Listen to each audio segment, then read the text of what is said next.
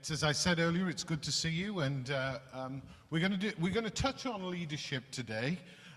But one of the things to say is that there's so much material around this topic that I wouldn't say that we're even going to scratch the surface. So those of you who've done stuff around this before, you're going to say, to use an English phrase, that I'm teaching my grandmother to suck eggs.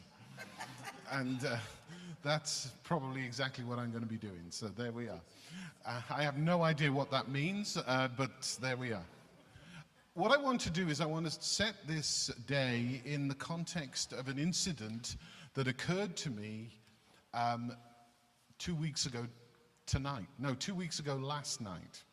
So some of you will have heard this story before, because I can see some of you in places where I preached since this happened to me. So 2 weeks ago, Friday, Saturday, we were at St. John the Evangelist, Nashwauk Cis, because we had the clergy pre-retirement days. And so, because it was in Fredericton, I stayed up in a hotel. I won't name the hotel. And so I went to the hotel, and there I was, and walked into the hotel, and I said to the young woman behind the desk, I guess she'd be 24, 25, something like that. I said, do you have a room for David Edwards? I believe you do. And she looked at the thing, then she looked at me, then she looked at the thing, then she looked at me, then she looked at it again, and she looked at me, and I'm thinking, I'm going to be sleeping on the street here. And if you think about it, under the bridges in Fredericton on that particular weekend wouldn't have been a place to sleep. And so she looked and she said, we don't have a David Edwards. I said, oh. She said, but is your first name Bishop?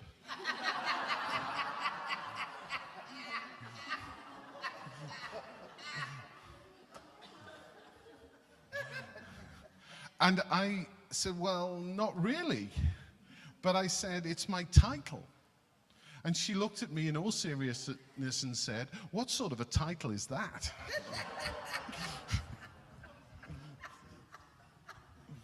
So I kind of gave her a little cook's tour of the meaning of the title, which she was none the wiser once I gave it. No, probably a Presbyterian, actually. And so, consequently, there are two ways we can react to that. We can either say, isn't that terrible? She should be taken out and given a good horse whipping. Or we can actually say, man, that is a really difficult situation that we've got ourselves into. Because she didn't have a sweet clue what I was, who I was, or why I had this strange first name. And all of us who are called into ministry have a responsibility to lead. Doesn't matter if we're called into Episcopal ministry, like I have been, or into archidiaconal ministry. That's a good word, isn't it? Like Archdeacon Osborne over there, who as usual is eating, or he's trying to put on weight. Anyway. Yeah, and no, I'd be eating all the time. I don't have to put on weight. And or priestly ministry, or whatever ministry we're called to, lay reader ministry, we're called to lead inside the church. But I would want to suggest to us that we're also called to lead outside the church. Because, and what I mean by that is, we need to be the people who, because we've been called to what we've been called to, who represent Jesus, represent the activity of God in the community, in order that we are able to help others in our congregations to do a similar thing. So I'm going to just give a little bit of a brief overview around leadership. So leadership is not about being the boss. There are too many bossy leaders around, in my view, who seem to think that we just have to tell everybody stuff and then they go ahead and do it. That isn't leadership, in my view. Leadership, I would suggest, is someone who sets a direction for others to follow. Sets a direction for others to follow, but also sets the environment in which they can follow. And that's important too, and we'll come to that in a minute. A leader may well say, we've got to go this way, but as Bishop Bill used to say, if you're leading and no one's following, you're out for a walk. Yeah? And that is true. So if we're trying to be boss, then probably people aren't going to follow us. But if we set a direction and we say, okay, let's go this way, and we've already talked and we've already explained and we've already told people why we're doing what we're doing, then people will follow. Some people won't. So don't expect to lead and everybody be happy. I can tell you, sitting in the chair that I sit in, not everybody's happy all the time, or even any of the time, with the leadership of the bishop. That is true. Okay? So it's going to be the same for all of us. I just want to talk a little bit about a thing called systems theory, because it's important. I'm not going to give you the whole enchilada around this idea. I'm just going to give you the edited highlights. Okay?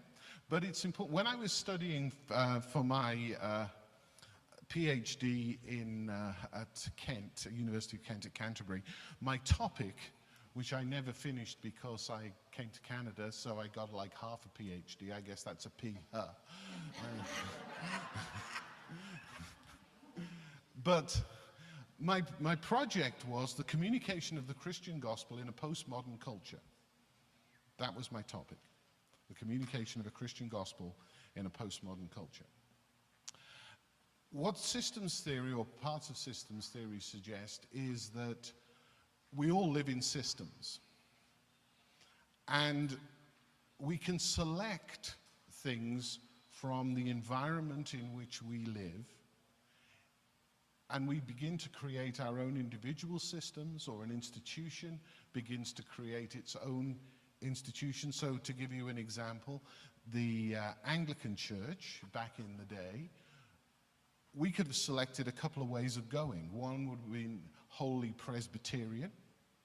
The other would have been what they called High Church in those days. Queen Elizabeth said this, Queen Elizabeth the One, not the second, said, "I will not make windows unto men's souls." So she decided, we're not going to go Presbyterian like the Puritans want us to. We're not going to go High Church. We're going to go somewhere down the middle, the Via Media. That was the system that began to be created with that decision. If we'd gone Presbyterian like the Church of Scotland, we would have kind of ruled out a lot of the High Church stuff, particularly the Book of Common Prayer. When King Charles I sent the Book of Common Prayer to St. Giles's Cathedral in Edinburgh for the dean to read, the congregation, they didn't have pews in those days, picked up the stools they were sitting on and pelted him and chased him out of the building. So we could have gone the Presbyterian route, but we didn't. We went this Via Media route. And so that's how our system as Anglicans began to evolve. And all of us do similar types of things. For example, when we're young people, perhaps, we might decide to follow science rather than the arts. And the arts wither and die, and our system is primarily on the arts, the science side. Well, the church also locally begins to make choices about what we're going to look like. And the way in which locally a lot of Anglican churches have made decisions, and our system has been, is that we concentrate on those who come to us. Unlike, say, the Wesleyans or whoever, who will say, okay, yeah, it's great that people come to us, but our concentration is also out there. So our system is as it is. So if Dr. Laurel Buckingham, who is the retired minister emeritus from Moncton Wesleyan, and please don't hear what I'm not saying. I'm not saying the Wesleyans have got it right. In fact, far from that. But I'm just trying to demonstrate this idea. When I talk to Laurel, Laurel says this. Now, Laurel took me to the original church, Moncton Wesleyan Church. It was not much bigger than this, this room, probably a little bit smaller. You can park 12 cars on it now. It's a parking lot. Moncton Wesleyan grew to 2,000 people. Again, don't hear what I'm not saying. But what system or what system choice did Laurel take in order to be able to begin that process of growing? The system choice that he took was, we're not going to spend a lot of money on the adult ministry, we're going to spend a lot of money on family and children's ministry. That was their decision. So they created an environment where families and children were the emphasis. And all of us, by the decisions we make in our churches, in our lives, create systematic environments where you make a choice and therefore you shut off some other choices. The biggest example of this, of course, is God. God made a choice and he cut off all kinds of other choices. Where did he make the choice? He made this choice. In the beginning,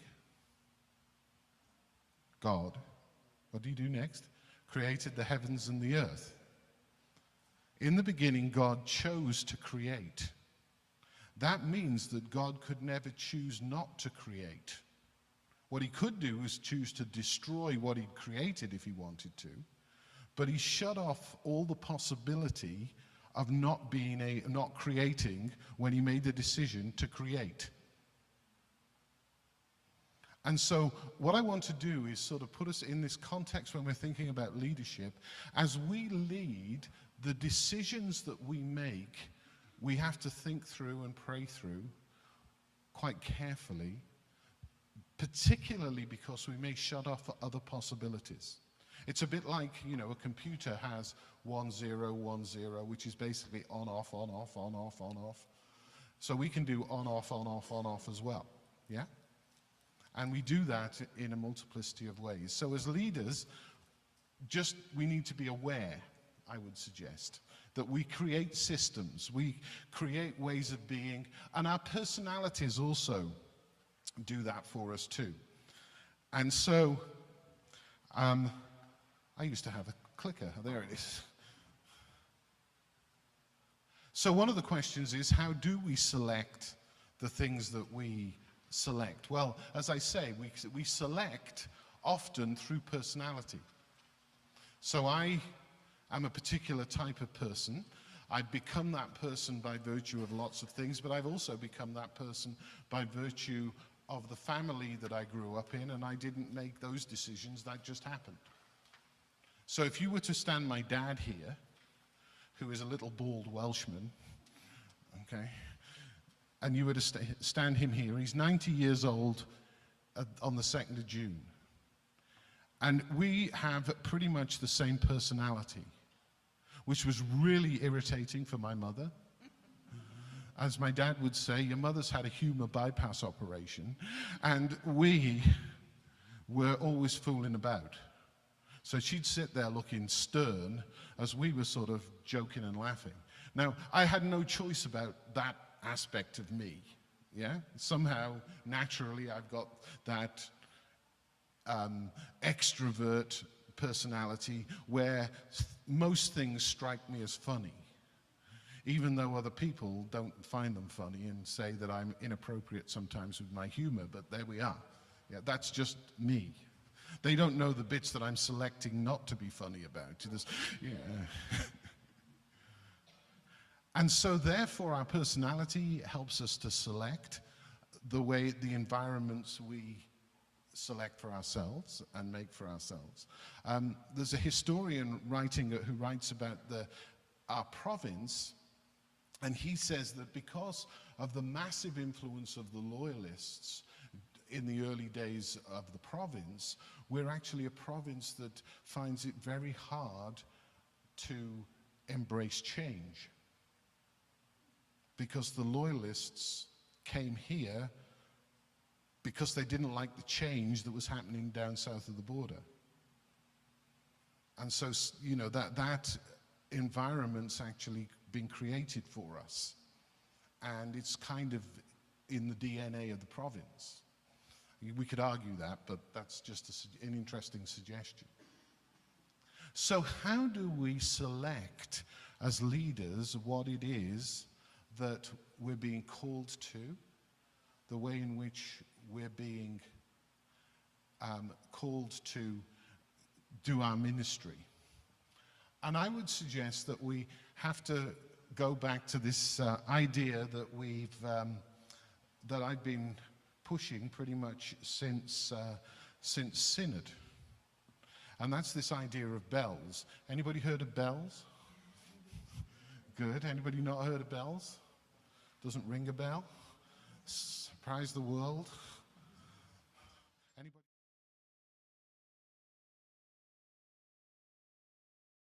Who was at Synod hasn't heard of bells?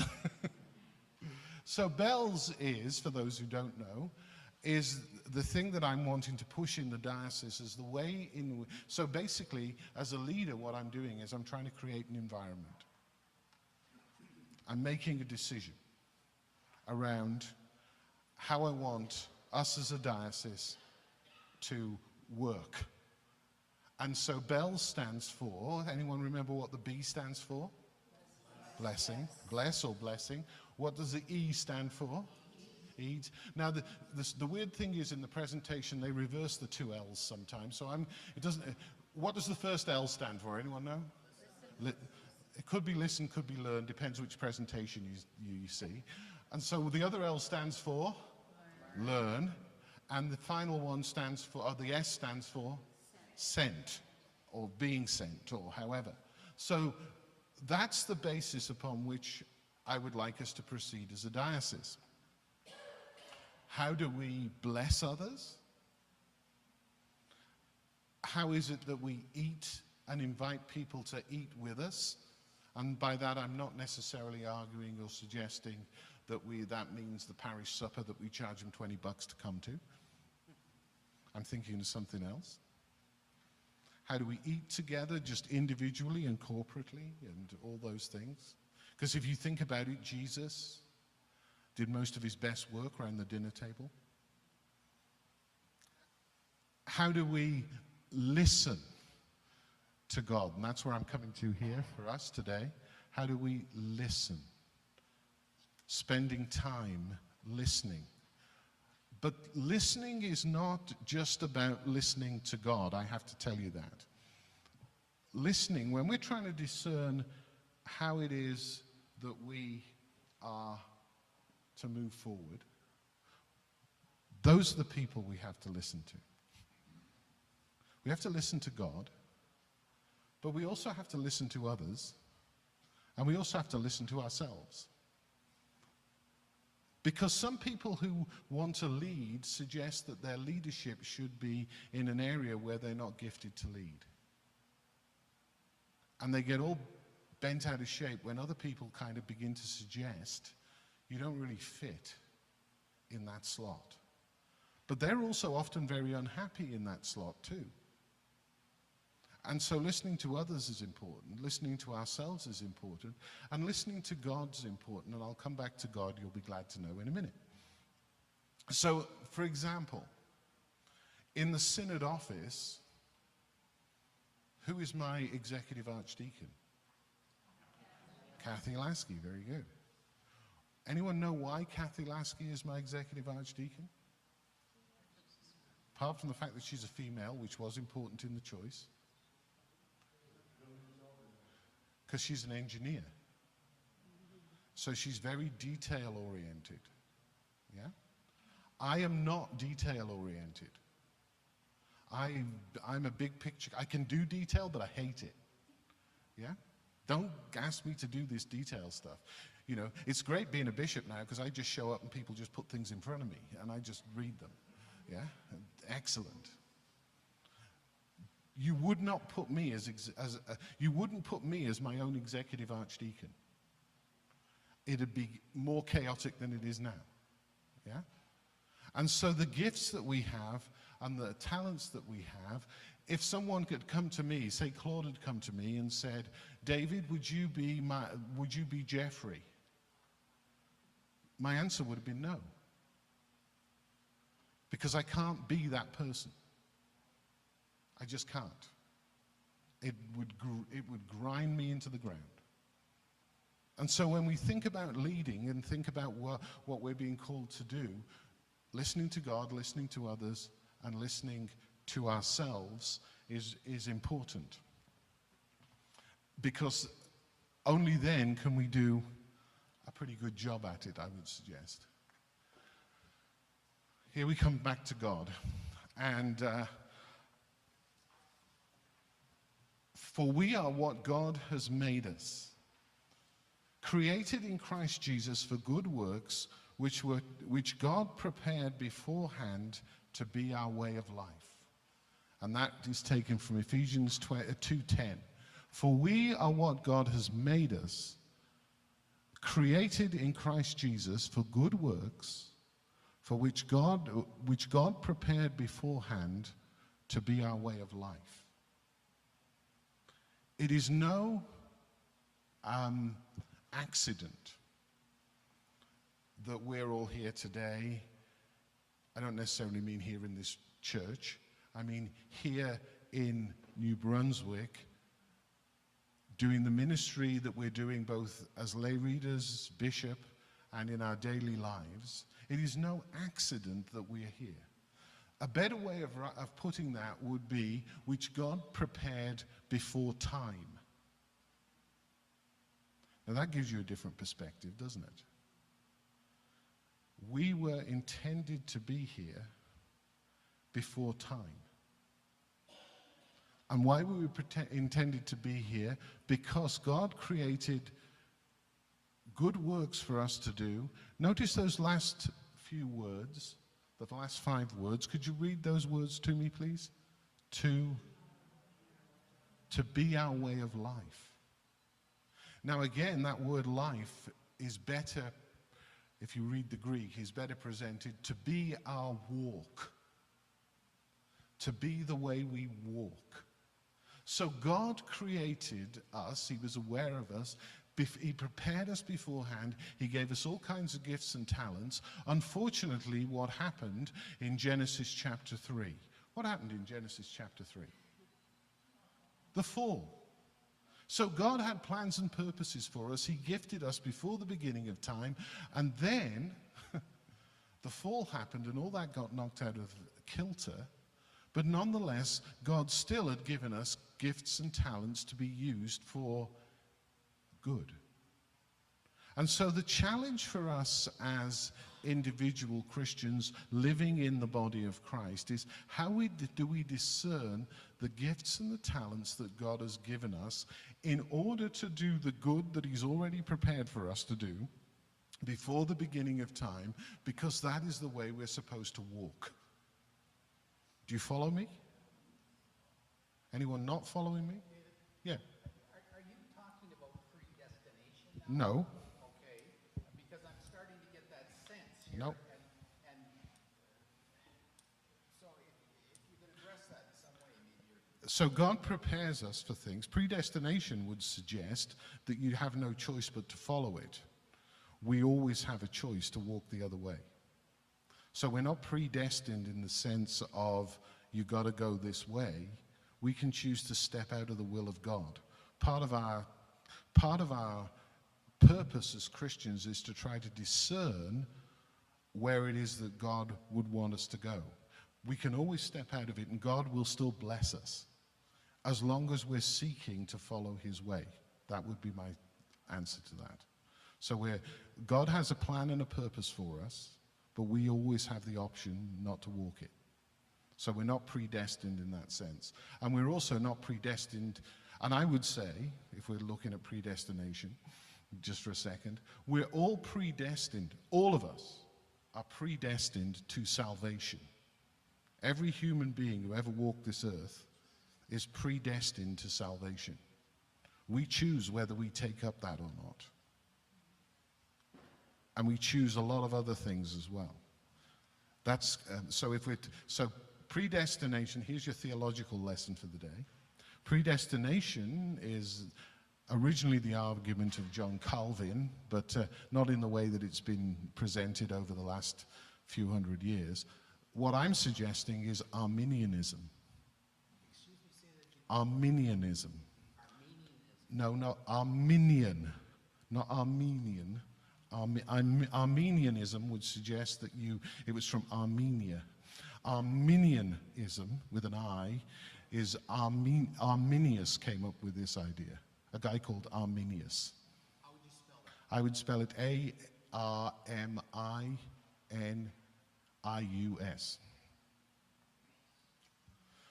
And what Arminius said, and this is where John Wesley went, this is how the Methodists divided.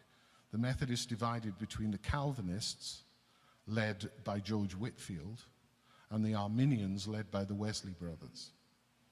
And what John Wesley said is everyone is predestined unto salvation. There are not some people who are chosen and some people who are damned. Everybody is predestined unto salvation. However, we have to preach the gospel in order that people can discover what it is, what salvation is, and then decide whether they're going to follow that or not. So it's a bit like, to give an illustration, let's imagine I say to Jim here, Jim, I've got a present for you at my house. Excellent, yeah? Yeah. But you never come and get it. The present was for you. You were predestined for that gift. But if you never come and get it, you never get it, do you?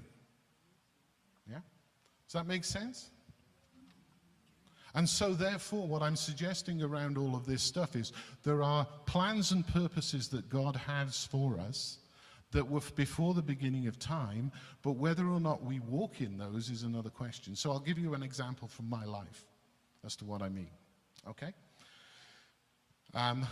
So when I was teaching, I felt a call to Church Army ministry. So I went in England we have, or they have, we have, I don't know, terms are different, school terms are different, so you're never in school for more than 7 weeks without a vacation. Woohoo! So the terms are divided into halves, they're known as half terms. And so one half term, I went to Church Army headquarters in London to meet with their candidate secretary, and I filled out all the forms for Church Army, and I came back, and that was it, and I walked in the house, and Janet said, "There's a letter for you." And I said, "Oh." And when I looked at the letter, what did I discover? But the letter was from a school that I'd applied for the post of head of humanities, which is like history, geography, RE. So I thought, oh, I'll go for the interview. Now I knew that I'd been called to Church Army. But my ego kind of took over, and I thought, I'll go for the interview, I'm not going to get this job. So I went for the interview, and the vice principal was there and so on, and they said, well, the way it works is this: we're going to interview 5 of you this morning, and then 2 of you are going to go head-to-head this afternoon. So they interviewed the 5 of us. At the noon hour, the vice principal came in, and he looked at us, and he said, Mr. Edwards and Miss so-and-so, I can't remember her name, would you please come with me? So off we went, and he said, you are the 2 who have been chosen to go head-to-head. And then he turned to us and he said, is there anything either of you would like to say?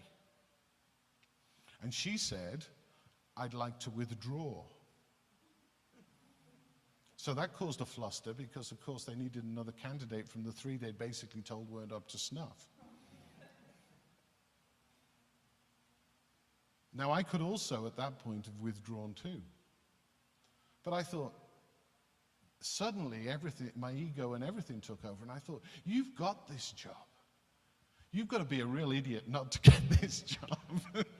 You know, you've got to go in there to this afternoon's interview and you've got to kind of say something ridiculous. Guess I got the job. And then I went, oh, I'm supposed to be going into Church Army. God didn't force me to do what I was supposed to do. I had to actually work for 3 years in that school because I promised, as part of the job, to revamp their total curriculum on history, geography, religious education, and sociology, which took me 3 years to do. Now, there were ways in which God worked through that process of my turning away, but nonetheless, there were 3 years of ministry that I didn't do in professional ministry. Now, God, you know, I may not be standing here today if I'd gone in when I thought I should go, because God's plan and purpose for my life may have had to work out differently. But God honored it through everything, because at the bottom line, He knew that what I really wanted to do was to do what He wanted me to do. Is that helpful? Yeah? So God can work the tapestry for us. You know that image that we have of the divine weaver, where you look at the tapestry from the back and it looks a mess, and you look at the tapestry from the front and it's beautiful? So no matter what we do, as long as we're not deliberately going against God, and even sometimes then, God will weave the thing back into the right place. Yes, Brian.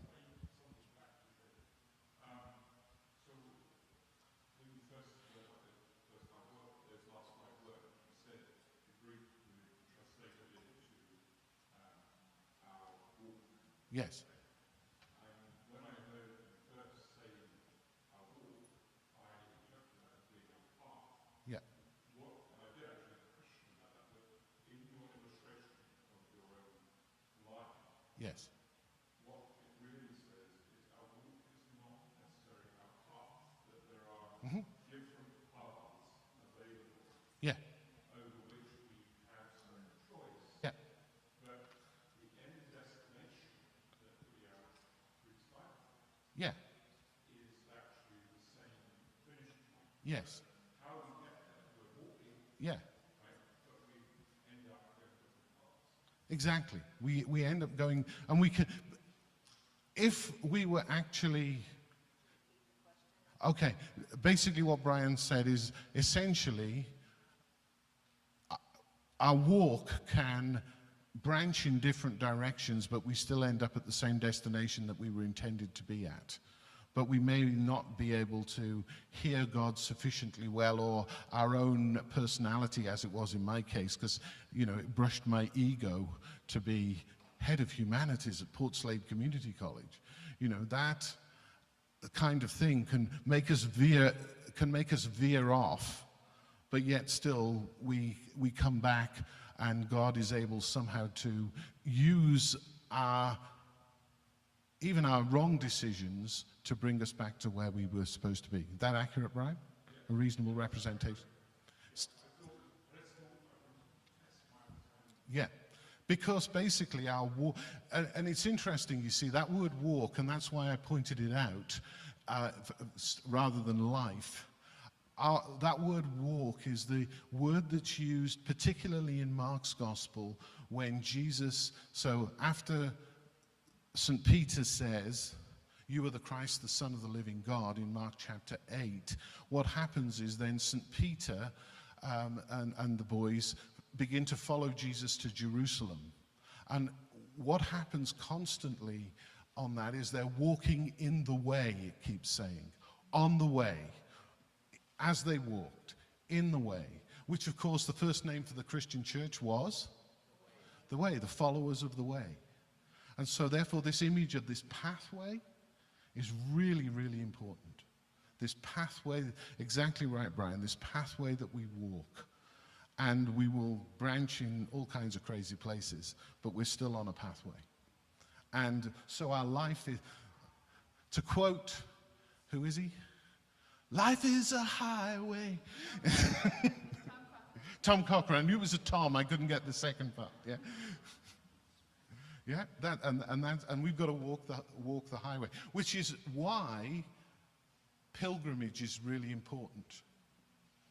Not just my pilgrimage, but this idea of walking from place to place, if we can, is really important because it actually is an acted parable of what we're supposed to be doing. We're actually acting a parable when we are pilgrims.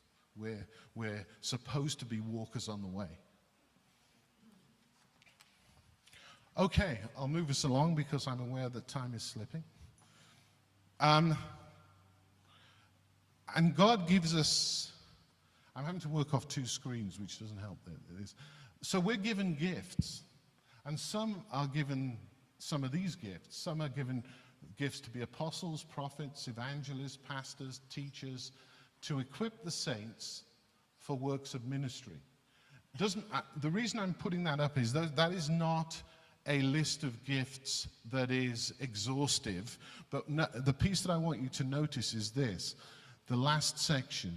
Those who are gifted for ministry in God's church are gifted to equip the saints for works of ministry for the building up of the body of Christ. In other words, the giftings that we have as leaders are not for our own benefit solely. They're actually to equip other people to be able to do the works of ministry. And so therefore, if my primary calling, some people get fed up of this, but my primary calling is, well, anyone out of those five gifts, anyone tell me which is my primary calling? David Edwards' primary calling. Anyone want to hazard a guess? Everybody says teacher, actually it's evangelist.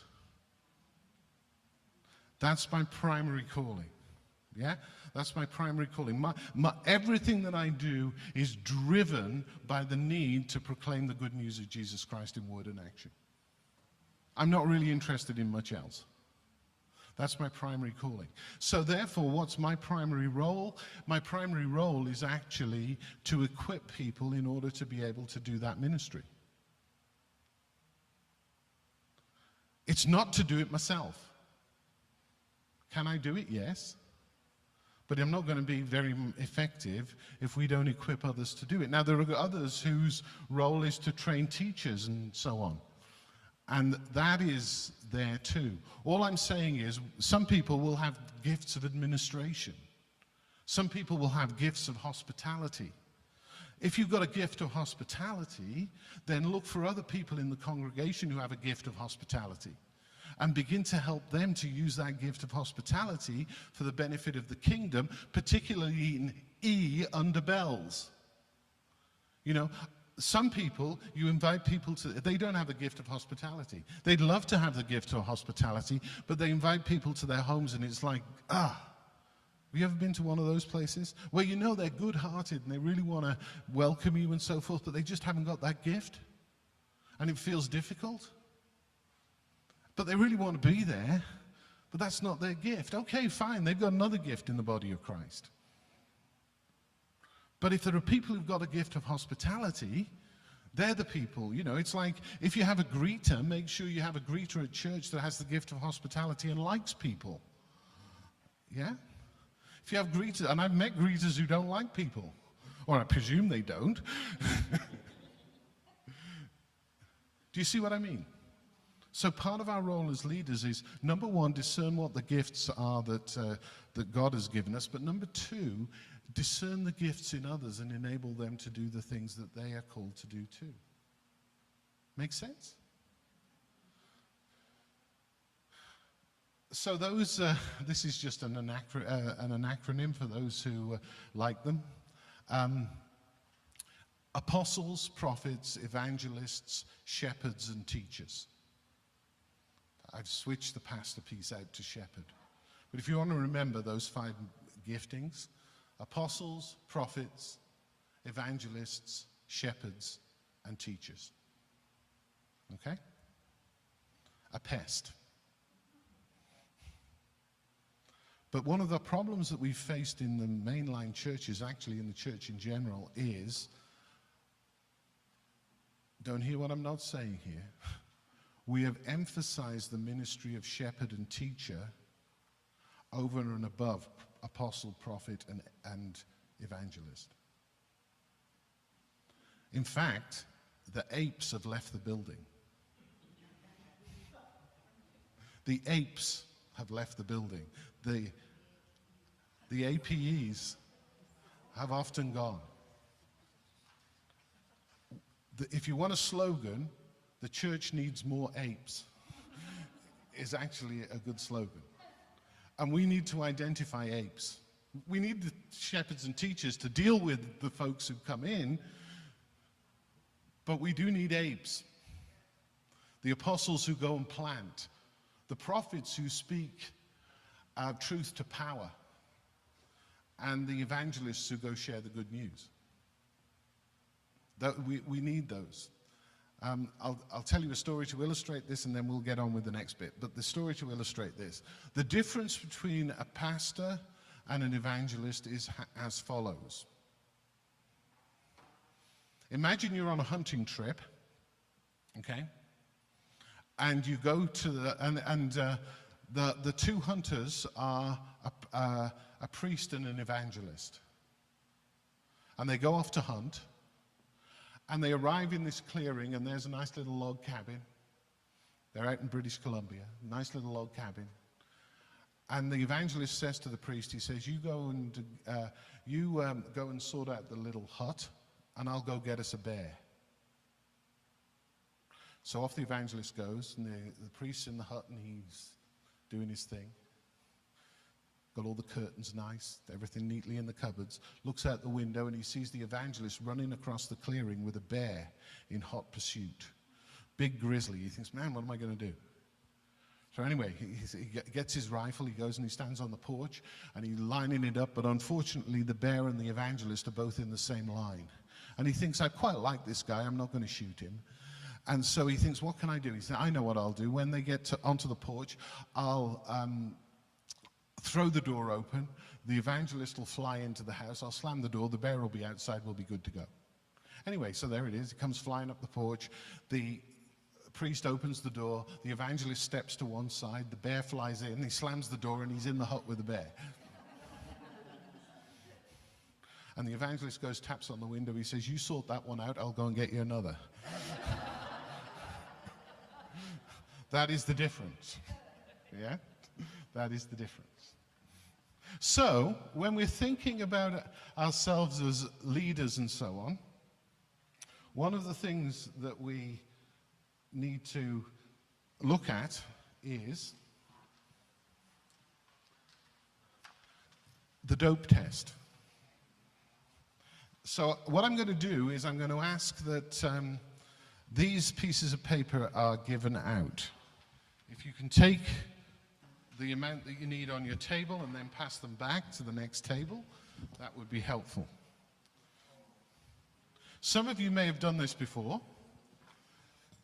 What I discovered is that we actually change.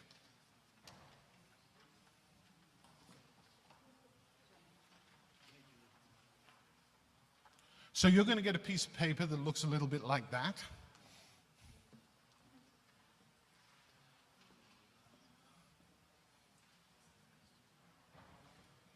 And you'll notice when you get your piece of paper that there are 4 columns on that piece of paper with a whole bunch of words. What I want you to do is I want you to look at that whole bunch of words, and I want you to circle, probably up to, you may not be able to get this many, but circle up to about 15 of the words that you would say apply to you. Anyone without papers yet? So around about 10 to 15, no fewer than 10 I would say, but that apply to you.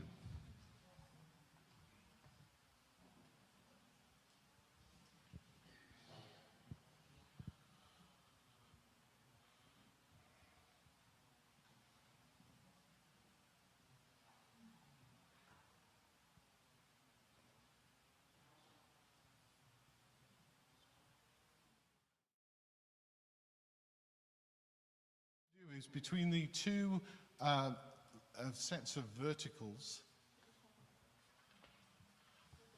Well, the problem is I'm echoing too much. Yeah.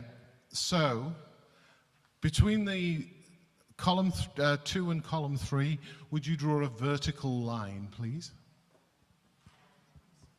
Between column 2 and column 3. And I'm going to have to get up close to read this. Between the words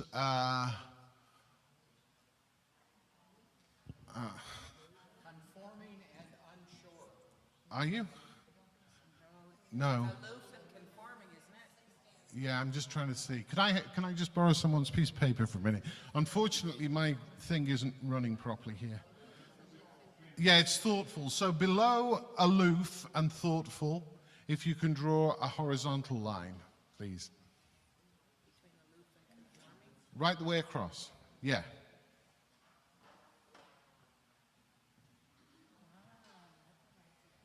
And so now you'll find that your piece of paper is divided into 4, correct? Yeah?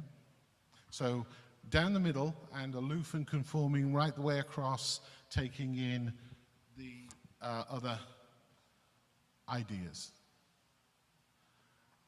So now, would you please total up the words in each quarter of the page that you've circled? So in each quadrant, each quarter, total up the number of words that you've circled.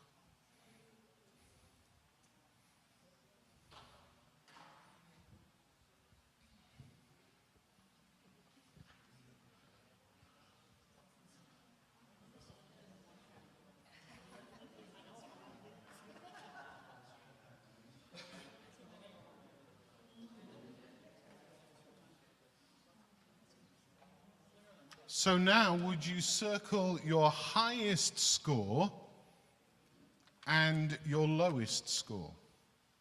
And if you've got a tie, then that's fine. Just circle both of them, whichever they are. We did have one person do this who now claims to be the Zen of Zens because he was actually equal in all 4 quadrants. But there we are. Reverend Alan Tapley.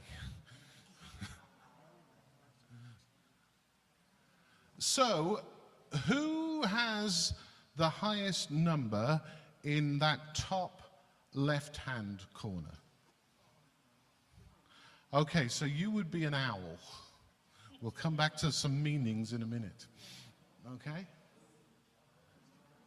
Who has their top score in the top right-hand corner?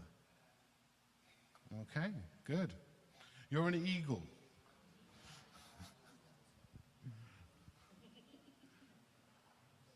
Who has, that isn't a duck, by the way, who has their top score in the bottom left-hand corner? Okay, good. So you are doves. And who has their top score in the bottom right-hand quadrant? Do we have anyone who has their, yeah. You have a tie between what and what? Doves and this one. Doves and that one. So that's interesting. Okay. So let's try and open that up a little bit and see. What's the bottom, right? Oh, so it's a peacock. Say that again. A peacock. Now, just to let you know, that I said that these can change. I flip between eagle and peacock. I flip between eagle and peacock when I do that. I haven't done it this morning, but I usually flip between eagle and peacock.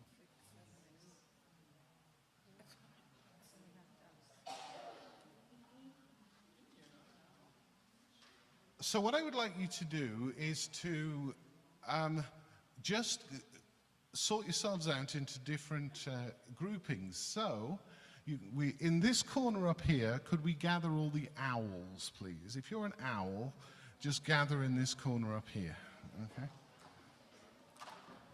If you are an eagle, could you gather in the corner down by the kitchen? Sorry. If you are a dove, could you hang out down by the coat rack? And if you're an eagle, which we don't have any except me, oh no, peacock, come here. So you choose whichever one you want to go to. What I'd like you to do is together just, peacocks are just here. Peacocks are here. Just talk to each other about the characteristics that you share. Just because you'll share different things on those lists. So just talk to each other about the list that you've got in front of you and the bits that you, what makes you what you are.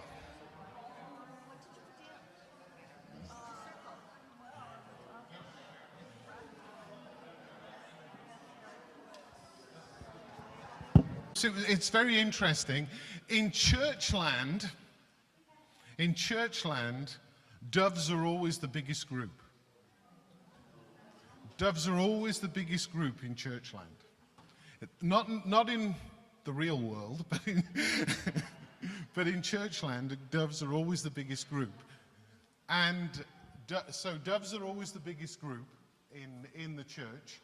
And interestingly, peacocks are generally speaking the smallest group. And so those are a couple of things to note. And again, that's unusual too. Of course, if we were to do this test with Donald Trump, which in Trumplandia, which group, where do you think he would come? Eagle and probably a peacock. Yeah? Eagle. I don't think, as I'm an eagle, I don't want to say that I'm in the same category as him, so I'm not going to agree with him. Now, so, if we, in your groups, did you identify one word which was more common in most people's list than any other word? Just out of interest. So what about the owls? Did you? Every one of them chose serious. So owls are serious beasts. What about the peacock group? Did you have one word that was tough? Do you have one word? Okay, what about the doves? Was there any word consistent there? Probably not with the doves, because you'd all agree. And what about the eagles? Was there a consistent? Peacock. Okay, what about peacocks? Do you have a word? No? Okay. What I want you to do now is just to think, now of course this is not the law of the Medes and the Persians. We're not dealing with something that is guaranteed to be right, but nonetheless, just to point out how this kind of works through. So people who are in these different categories, so the owls and the eagles tend to be task-oriented. Okay? We've got a job to do. We've got to do it. And for the owls, you've got to do it right. Yeah? Don't be messing about. Yeah? There's here is a pathway, walk it. Yeah? We've got it all sorted out for you. We've done the research. Don't bother us with anything else because we know what we're doing. That's an owl. In a loving kind of way, because how much peacock have you got in you? I'm sorry. Sorry, okay, sorry, dove. How much dove you got? Yeah, you see, you've got dove. That's the dove. It messes up the owls if you get. Okay. Now, so eagles are also task-oriented, but we're task-oriented in a very different way. So owls are usually down among the weeds, doing the research, doing all that stuff. So where's an eagle? 20,000 feet. Yeah? We're saying we do strategy more than we do the detail stuff. Eagles tend to say, okay, I've got a big picture view here. So if you're thinking about me for a minute, I tend to have big picture view. You know, if someone said to me, where do you think the Diocese of Fredericton should, what are the things that the Diocese of Fredericton should be emphasizing? I'm going to say this.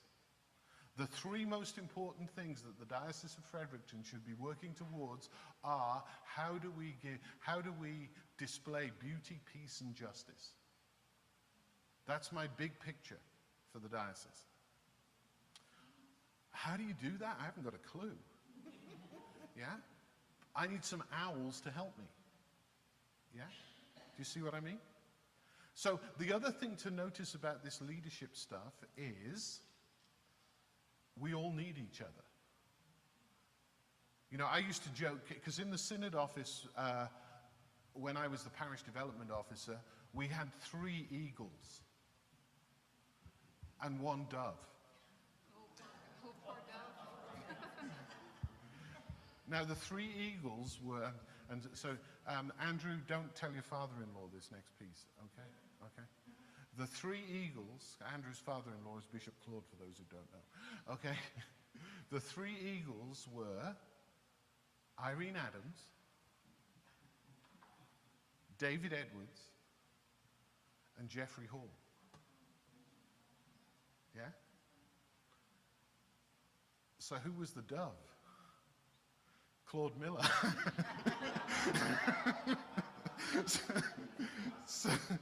so there's this poor little dove with all these eagles going and getting at each other and pecking and trying to get authority, and Claude's going, no! Be nice, play nice. Yeah, so we need each other, is what I'm suggesting. So by virtue of that then, task-oriented, peacocks and doves tend to be relationship-oriented. Or another way of putting that is people-oriented. So particularly those of us who kind of straddle the two, what we're trying to do is to create a positive and friendly environment. If we're doves or peacocks. Eagles and owls are trying to create a challenging environment to bring us back to our, you know, we got to get this done. The peacocks and the doves tend to want to say, okay, let's be nice. Let's play nice. Particularly the doves. Notice what doves are not. Doves are not peacemakers.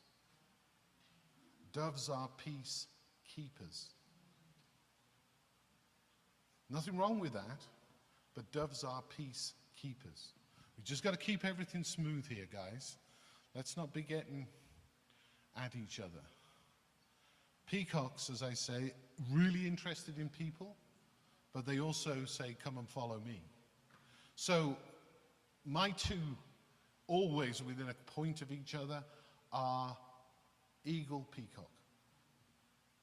So I'm an eagle with peacock tendencies, or sometimes I'm a peacock with eagle tendencies.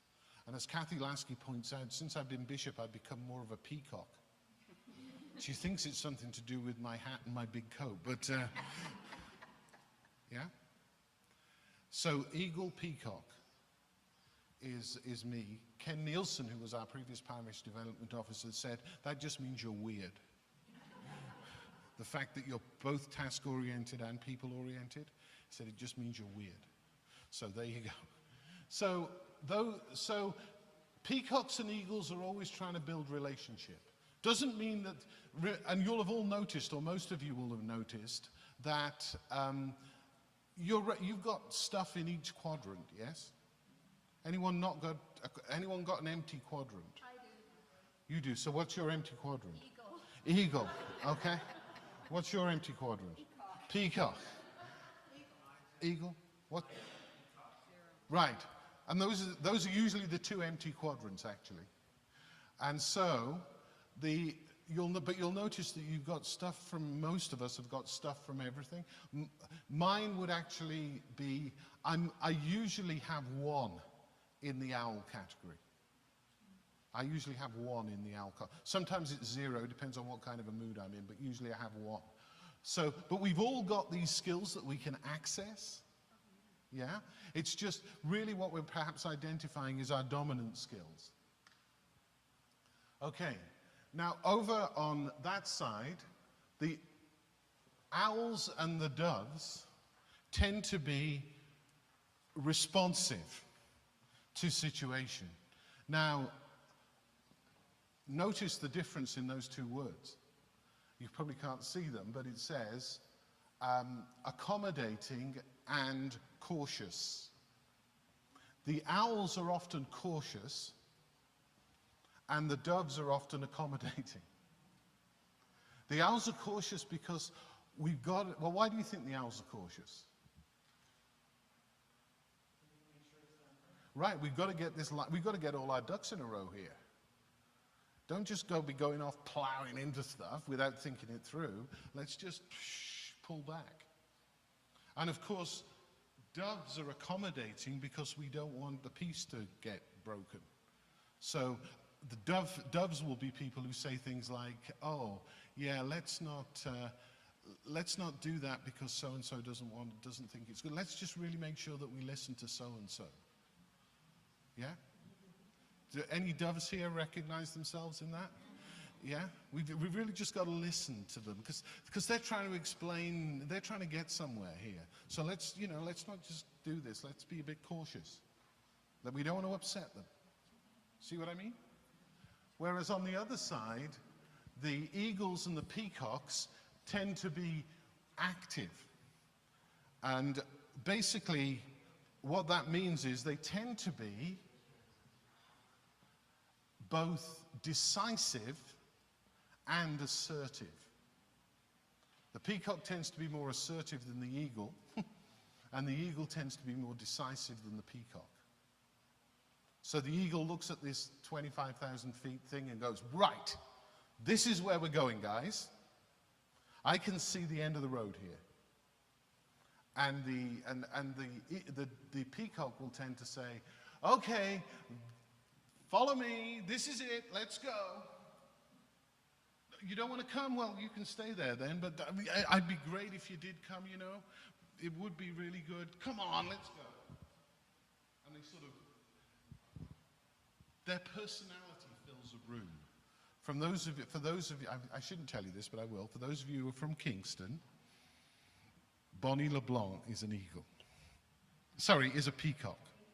Bonnie LeBlanc is a peacock. Anyone who knows Bonnie LeBlanc, you know, you're never in any doubt that Bonnie has entered the room. And she fills the place. And she kind of pulls us all along, yeah? So, those are important traits that we have. So, the owls these are what owls tend to value, and their characteristics tend to be, we like knowledge, those who are owls, we like data, detail, perfection, and quality. Now, you won't necessarily have all of those, but does that resonate with you owls? Anybody going to wildly disagree with that particular grouping? You don't necessarily have all of them. Whereas eagles tend to want results. Let's get this done. Let's challenge people. There's a spelling mistake up there, but there we go. I didn't write this. The eagles also tend to be independent, and also eagles tend to lead. Eagles tend to lead. Does that make sense to the eagles? Yeah? Perfectly, see, decisive. So if you think about it, when you look at an owl and you look at an eagle, are they going to get on? They're going to find it difficult to understand each other. Because the eagle's all about get out there, and the owl's all about, whoa, hang on a minute, we haven't got this sorted out yet. Yeah? Does that make sense to owls? Does that make sense to eagles? How many eagles have been frustrated by owls? How many owls have been frustrated by eagles? Yeah? So, the next little group are the doves. Feelings are important. Being peaceful. Looking for harmony. Wanting to cooperate. Wanting to be friends. Does that make sense to the doves? By far the biggest group in this room. Does that make sense to you? Yes? And the peacocks tend to be adaptable, flexible. They do tend to praise people, but the other thing about a peacock is they also like to be praised. They're personable, and they're usually team-focused. See, there's overlaps between the doves and the peacocks. But notice, owls and eagles can really irritate peacocks and doves. Peacocks and doves. Any peacock, or we haven't got many peacocks here. Any doves been irritated by owls and eagles?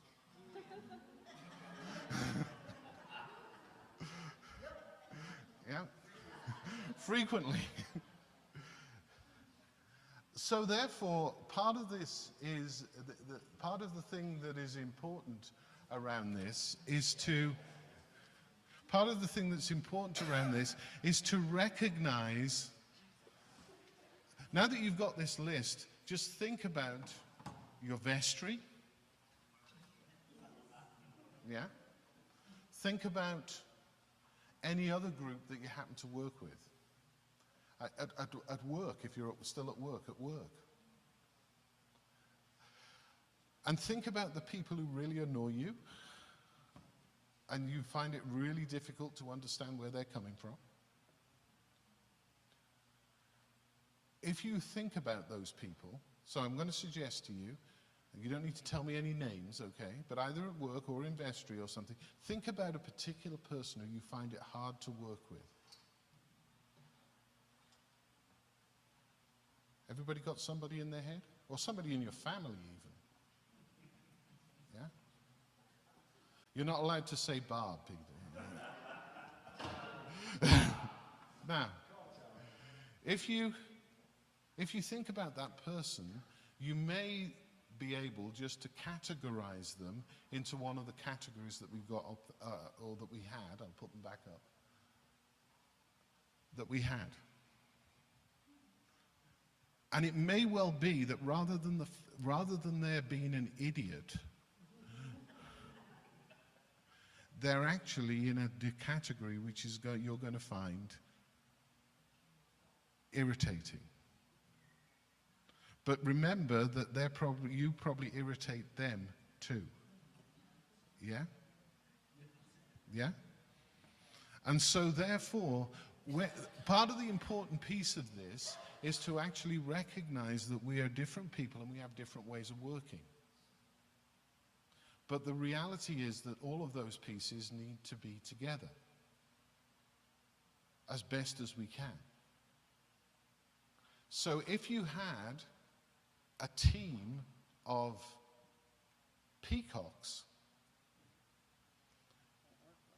you probably would not get anything done because they're always being flexible and adapting and think, oh yeah, we could do it. But the thing about peacocks is they're often the most entrepreneurial because they actually, they're ideas kind of people.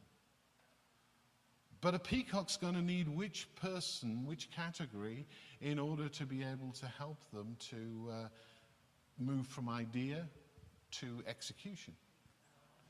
Owls. They're going to need owls. A peacock needs an owl just like an eagle needs an owl. Now, why would, so you put a peacock and an owl together to work in a team. Who else are they going to need in that team? They're going to need the dove. They're going to need the dove Because the dove is the one who's going to go, whoa, guys, let's just settle down here. Yeah? Because you two are going to kill each other in a minute, and we're never going to get this job done. But if you haven't got an eagle, because the eagle is the one who will execute, not kill, as in make, so all the stuff comes together and the eagle's the one, okay, now we're there, let's do this. And we do it. Because eagles tend, there's an interesting philosophical idea called Occam's razor. Anyone come across Occam's razor? It's very old, about 15th century, 15th century, 16th century. John of Occam came up with this idea of Occam's razor. And basically what John of Occam did was he said, if you cut something down to its basic part, you've probably got the answer. Take a razor, get all the garbage out of the way, and cut down to the most basic piece, and you've got an answer. That's Occam's razor. Eagles tend to be Occam's razor type people. Let's cut this down to the most basic thing that let's strip it down. Okay, we can see what it looks like stripped down, let's do it. And then the owls will say, okay, yeah, we've got all the bits in place, so that's good. And the peacocks are the ones who will say, okay, we've done this thing now, but we can actually make this better. And they'll be the ones who are sort of the marketing types as well. And the doves will be the ones who are sitting on the boardroom table or whatever going, okay guys, let's just stop you three fighting here. Let's concentrate on each other. We're all nice people here together. Let's do this. Do you see what I mean? It's all about how we interact. So, coming back to leadership, one of the most important things if you're a leader of an organization and you begin to assemble a team is actually to try to assemble a team that has these different characters in it. Which is going to be as annoying as heck to some people. It's going to be particularly threatening to the dove when you've got a team of lots of different types, because the dove is going to be desperately trying to keep the peace. Desperately trying to keep the peace. But actually sit the dove down and say, your job is to actually be the one who helps us to keep the peace. It's going to be hard for you, I know. But you're going to be the one who does that, because all the other three are going to be arguing all the time. The dove, of course, doesn't argue too much because the dove is a peacekeeper. Do you see what I mean? So, in Churchland, part of our problem is, which did I say the biggest group was? Doves. One of the problems is, you see, doves are peacekeepers. And so often when the temperature starts to rise, which is often where the creativity happens, what happens? The doves go, whoa! Yeah? We can't do this because, you know, this is, now if you, and they usually quote Jesus at this point.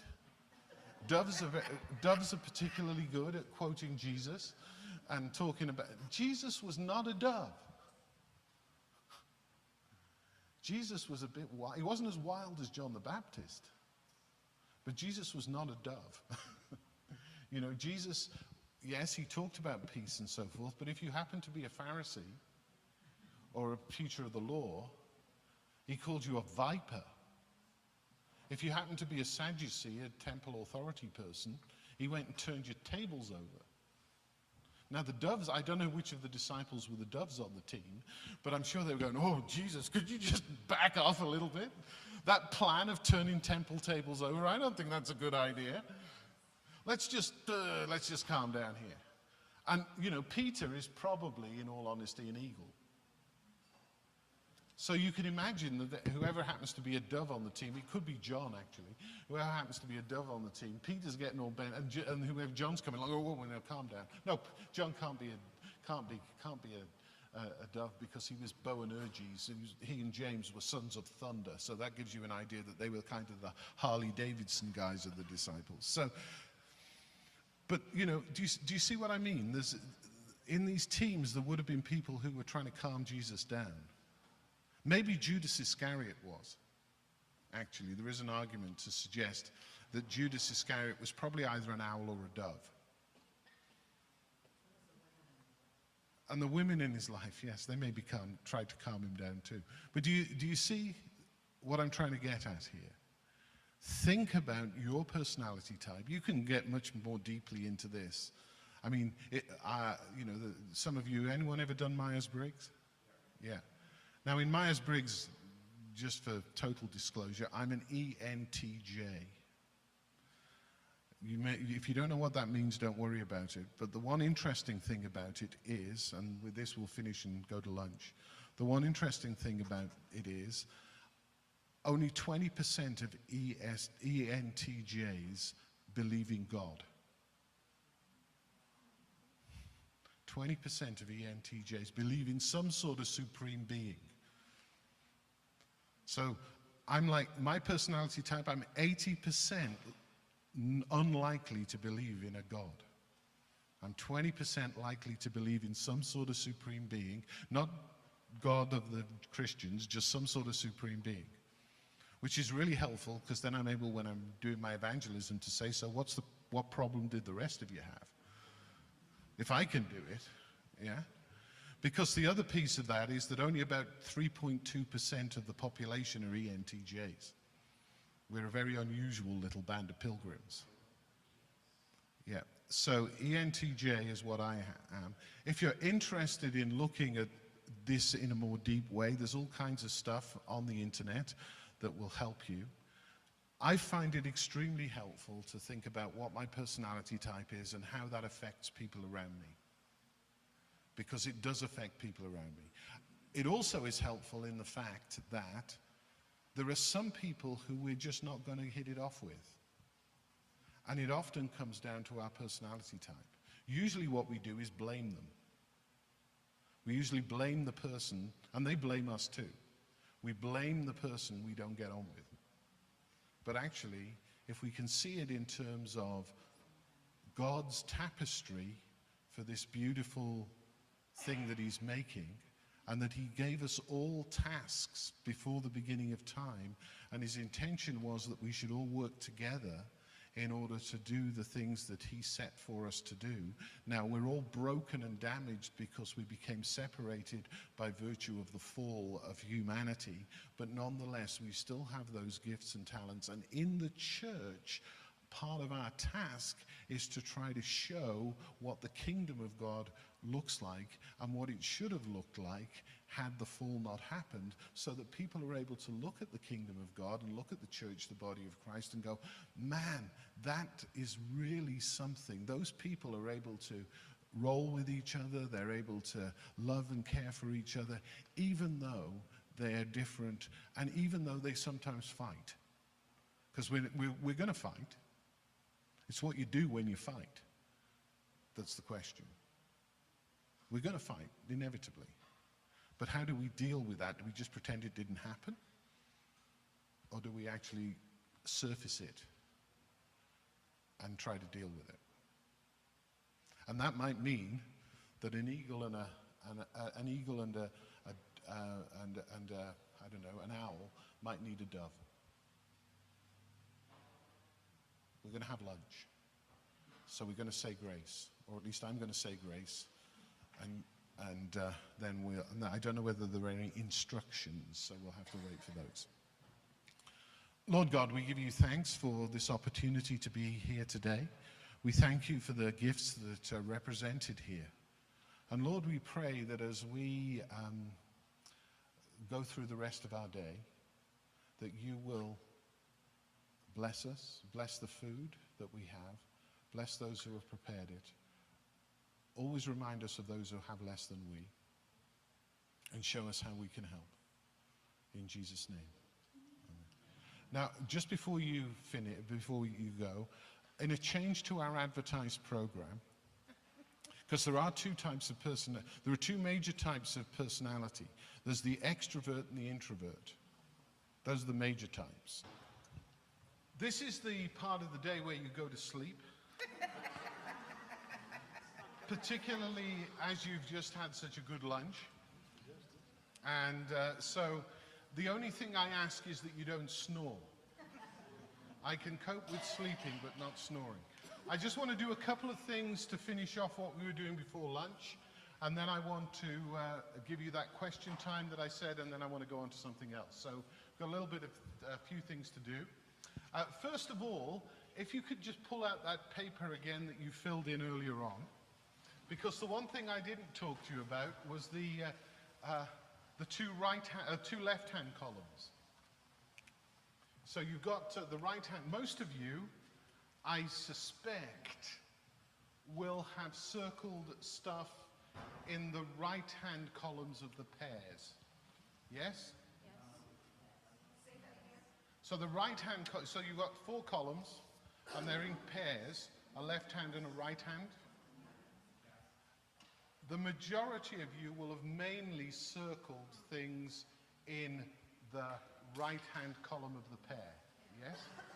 Yeah? Anybody circle more in the left hand? In whatever this hand is, left hand. I circled some. Yeah, some. Did anyone have the majority? So the left-hand column is the red pinky column up there. Did anyone circle more in the pinky column than the green columns? The pinky columns rather than the green columns. Good. Otherwise you've got real problems. But essentially, those pink-colored columns tend to be the dark side of what's in the green-colored columns. So it isn't necessarily surprising that you might have circled some, but if you stop and think about it, often those pairings are the way in which a person who might, so let's take, for example, the owl column. An owl might be persistent, but if they're put under pressure, they might become indecisive. So they'll keep on going, keep on going, keep on going, but if you put them under pressure, they might become indecisive. Yeah? Or, you know, someone who's very practical in the eagle column there, tough means we're going to do it this way. Get with the program, guys. Yeah? And so on and so forth. In the dove column, respectful, but if you put them under pressure, they can become unsure. Now, of course, the reality of that is that this gives you the key as to how to really make people who are of a style that's opposite to you really mess with their heads.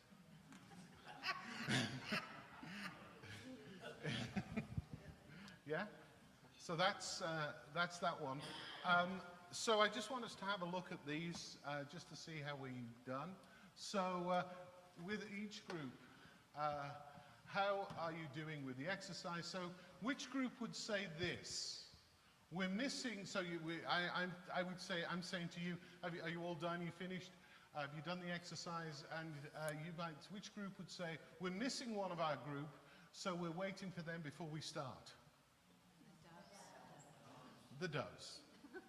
Would probably do that. Who would say, can you explain again exactly what you're looking for? The owls. They're going to want to know that. Yeah? Great bonding exercise. The peacocks are going to say that.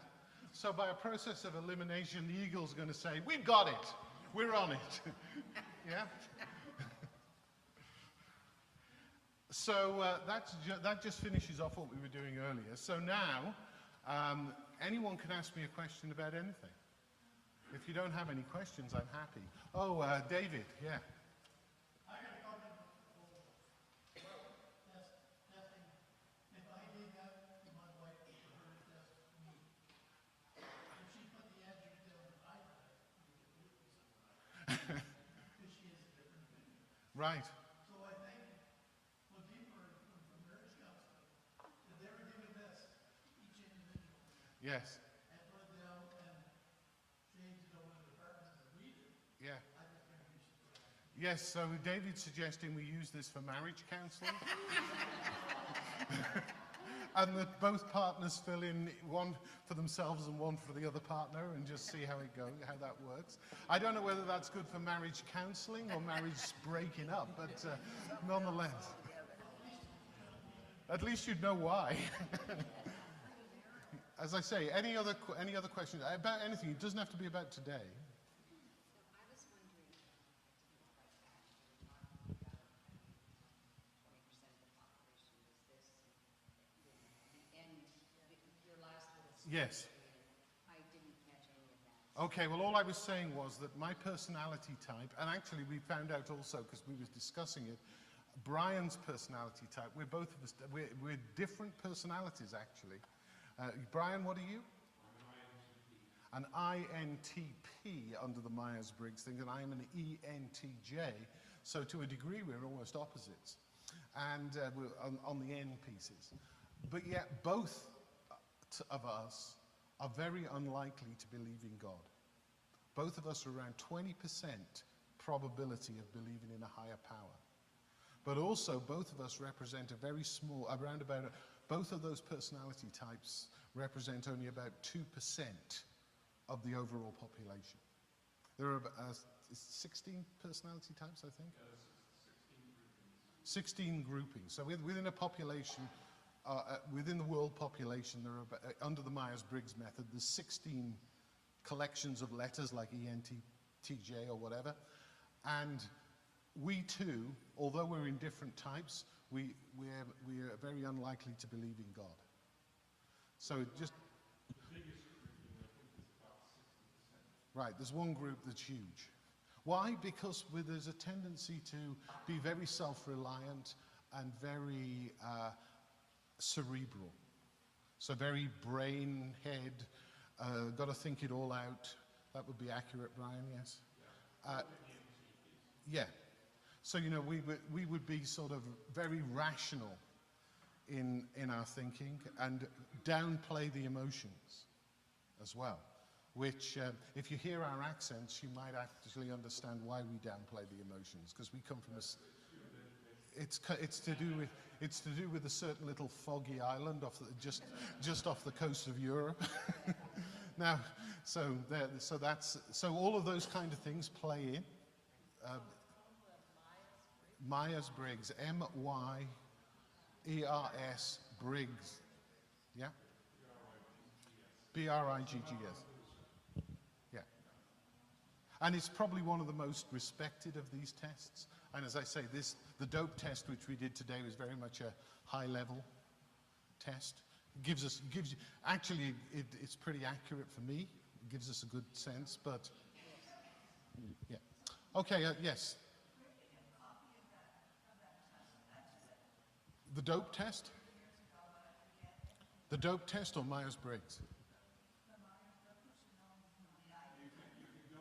Go online. Just, they have an online doohickey.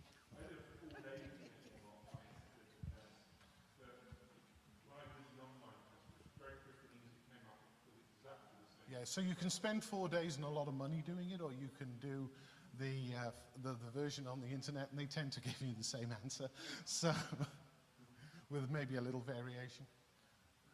Paul. David, I'm just wondering, in this present age, we see the numbers dwindling in the mainline churches, and in particular the Anglican Church. And it seems to me that in some ways, Christ's idea of all Christians being one, we're going to be forced into that, possibly. Because all these little fractions that we have going on, denominationalism, there's just not going to be enough of us to sustain very many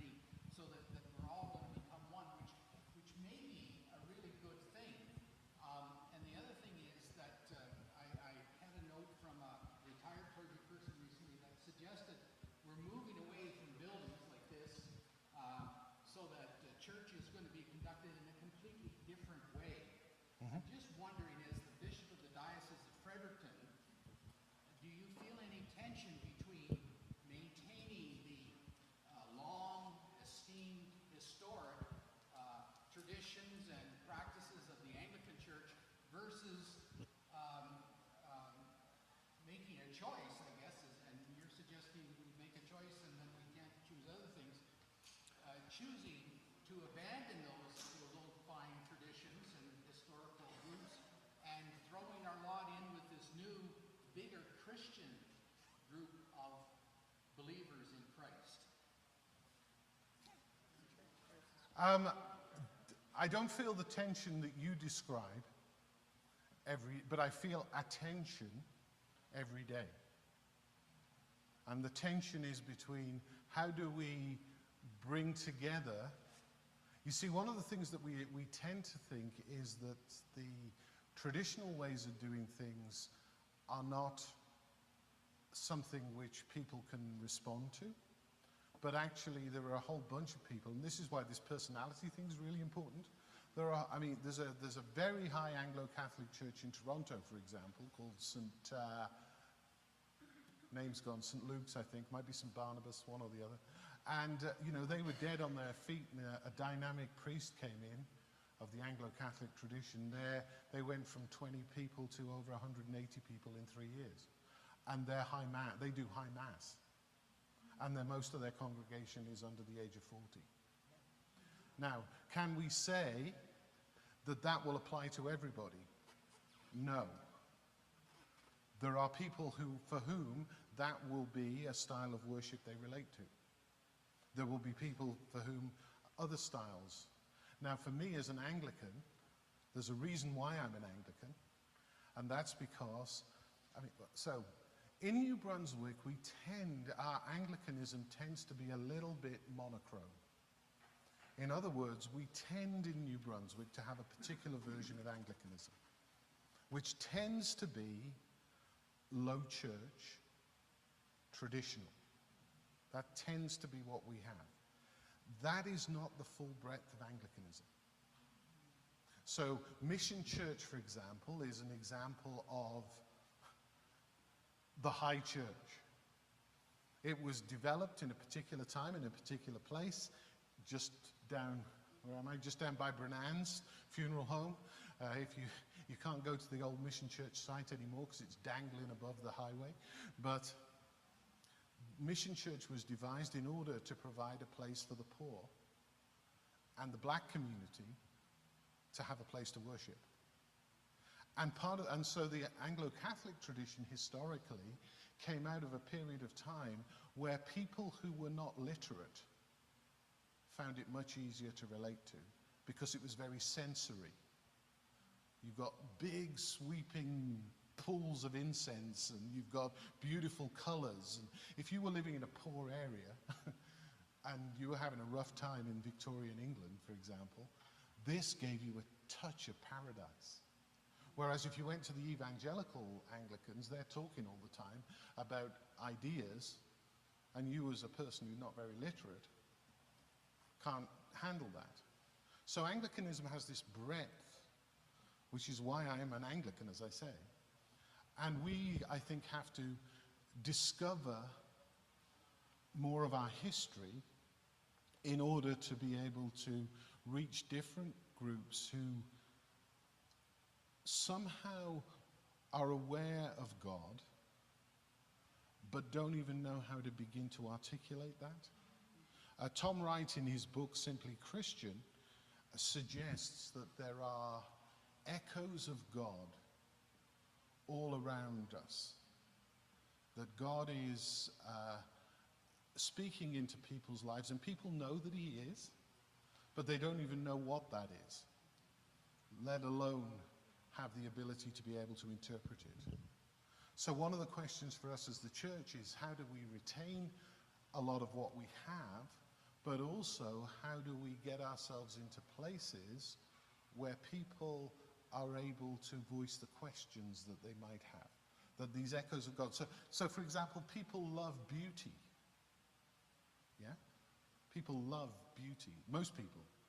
Well, I was talking to someone earlier in the week who'd done some research into when God created the heavens and the earth, what did he say at the end of every day? And it was good. That's fine, right. But you can also write that word as beauty. It just doesn't make sense in English. And God said it was beauty. Yeah? So we translate it as good. Nothing wrong with that translation. So therefore, God creates into his universe this idea of beauty. how do we as a church somehow interpret that beauty for people to show them, because they know that they want beauty. I understand this is very sort of vague because we're struggling with this kind of thing. It's like the same as, I said earlier on, if we want to say what is it we're about, the church is about beauty, peace, and justice. That's what the church is about. In Scripture, there are over 2,000 references to justice and its derivatives. So we're about justice. So when we stand up for the poor, when we stand up for the marginalized, we're actually reflecting God to the world. Now, what does a kid say when its parents treat its brother or its teacher treats one kid different to another? What's their first response? It's not fair. That's about justice. See, even the littlest kid innately has this echo of God in him or her about justice. They know it's not fair. Now, of course, the parent says, life's not fair, get used to it, yeah? But as a church, and how are we working for peace? And by peace, that means wholeness. It means shalom. It isn't just about not arguing with each other. It's about creating peace between communities and so on and so forth. So I think what we have to do is we have to ask ourselves those deeper questions. So for example, I think I'm allowed to say this now. If I'm not, I didn't say it, don't blame me. Okay? So for example, one of the ways in which one of our churches is working for peace and justice, maybe beauty, I don't know what it looks like yet, is the parish of Hampton, where they bought a piece of ground with the across from the church with the intention of building a new church. That hasn't worked out, so they're now in a very strong partnership with the province looking at low-income housing, because Hampton needs low-income housing, so that people, maybe older people or so forth, so it'll be a partnership where there's some low-income housing plus some full market rent built on that church, built on that land around their community garden. Because they also have a community garden where if you take a spot in that community garden, you have to give 10% of your produce to the food bank every year. Now that's about peace, and it's about justice and beauty. So one of the things we have to think about are these kind of things, to open windows in order that people then might begin to say, I wonder why, what, when they're doing that, or even it just puts them in touch with that sense that there is something bigger. Now, is everyone going to jump on this bandwagon and, find a relationship with God through Christ there? No. But it was never thus anyway. But what I'm talking about is, if we're thinking about God, we're having to think about creativity and being creative in the way that we try to point people in the direction of the fact that God is around and that God cares. See, if there's a part of this diocese, for example, I won't tell you which part it is, because one of the big deals that we have is, if you're in a city like St. John, and particularly if you're in this peninsula, which goes way down to the south end, you can be in no doubt that there is poverty. You just walk around. And what I always say to people is, don't walk around looking at the buildings from the front, go down between the buildings. If you can look at from the front, they put nice siding on it. Go down between the building, you'll find out what the building's really like. I spent a lot of time between buildings when I was here.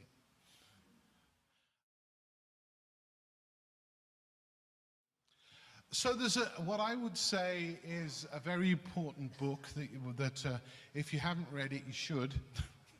And the reason it's important, I'll tell you the title because you can't see it too well. It's called The 5 Dysfunctions of a Team.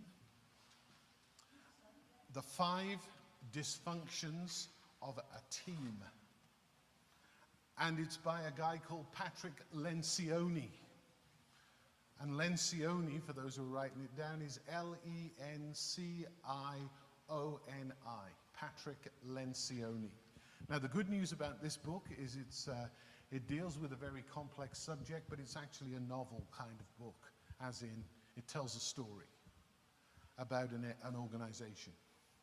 And so, basically what Lencioni is trying to say, to teach us is, and I found this one of the most helpful things as a leader that I've read, is why is it that groups, now he talks about teams because he's writing in a management mode, why is it that groups often are dysfunctional? They don't function right. That's his basic question. And what he does is he points to 5 issues. So that's why it's the 5 dysfunctions of a team, logically enough. Now you can't see those, so I'll read them out to you. Just a second. So if you draw yourself a nice triangle with 5 levels,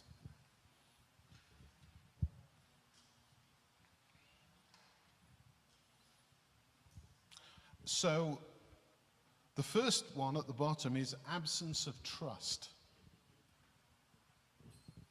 Absence of trust. Now the second one you might find surprising given the title of the book. The second one up is fear of conflict.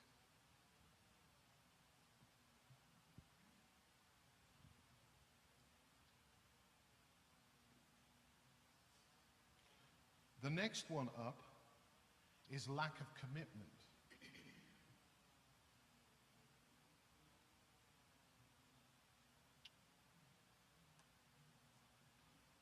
The next one up is avoidance of accountability.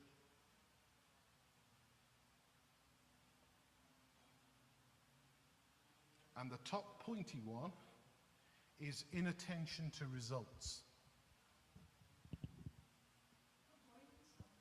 Of accountability.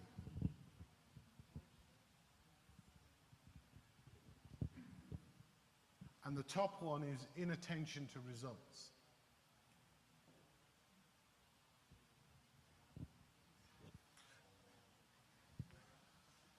Now, if you stop and so as leaders, when we look at our churches or whatever, or wherever we might work, or the old folks' home which we find ourselves in, whatever, one of the questions is, how functional is it? In other words, is it sort of working properly or not?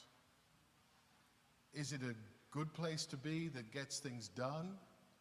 Or are people always fighting and arguing?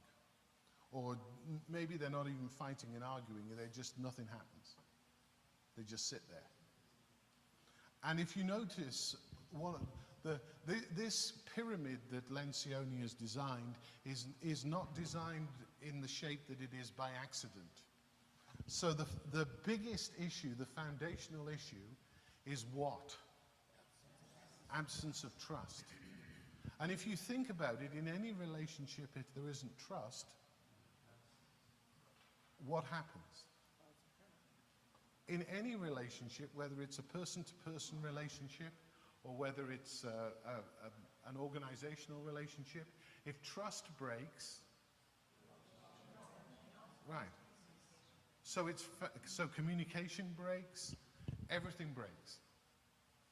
And so one of the things that, so if you notice sort of down the right-hand side, there's another bunch of words, and the first little phrase there is go first. And what that means, what Lencioni is describing is that if you're in an organization that you identify that has lack of trust, you as, particularly if we're a leader, we have to lead in trust. We have to be trustworthy. So we have to say what we mean and do what we say.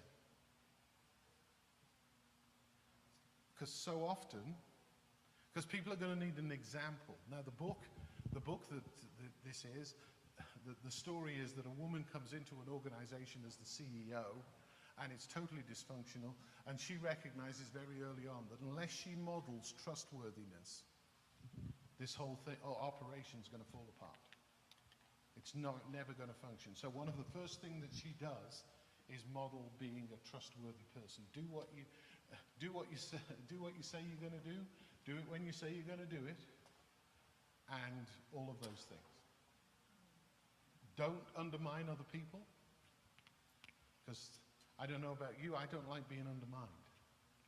I'd rather somebody comes at me than goes around whispering to Peter Judd about me. Yeah? You know, I'd rather they came straight at me. At least you know at that point. Does that make sense? Yeah? And so an organization that lacks trust or has no trust can easily fall apart. Now, I'm not going to ask you to do that, but you're all leaders in the church. Just stop and think about your community, your church community at the moment. I'm not going to ask anybody to put their hand up and say, but just think, is absence of trust an issue in your church? Don't say anything. Just think it. But if it is an issue, then maybe it's necessary to recognize that it is. One of the toughest things as a bishop is to be trusted. And generally speaking, I try to say what I mean and do what I say. Doesn't always work. So, this is very question and comment. When I look at that pyramid, I would say that you wouldn't necessarily, if you're trying to establish where you stand, wouldn't necessarily start at the bottom to the end. Probably what's going to show first is lack of results. And that you would actually approach it from the top down Yeah. and see into which layer where things are breaking down. Yeah. And it wouldn't necessarily be that there's enough trust. That may be an organization, but I wouldn't necessarily go to that as being where I've got to start trying to do corrective work. Not where you've maybe got to do corrective work, but you're probably going to find in 9 cases out of 10 that that's your problem. You may need to do corrective work in all kinds of areas, but often so, lack of results, that can be a problem. But it can very easily lead to lack of trust. But particularly those areas are, the two areas that often lead to more lack of trust are avoidance of accountability and lack of commitment. Those are two areas in particular that do, because if you think about it, avoidance of accountability is you sort of try to talk your way out of not doing what you're supposed to have done. So you come up and someone says, and you say, oh yeah, well I couldn't do that because the dog died, or whatever. You know, the dog ate my homework. Yeah? And so you're not accountable, so people just go, well, we can't rely on him or her to do that. Yeah? And then lack of commitment is to do with, well, you just show up occasionally or whatever, but really this is not necessarily my priority.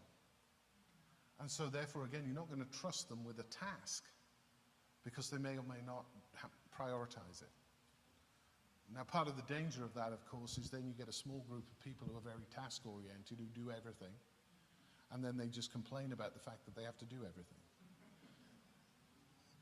Recognize that scenario? The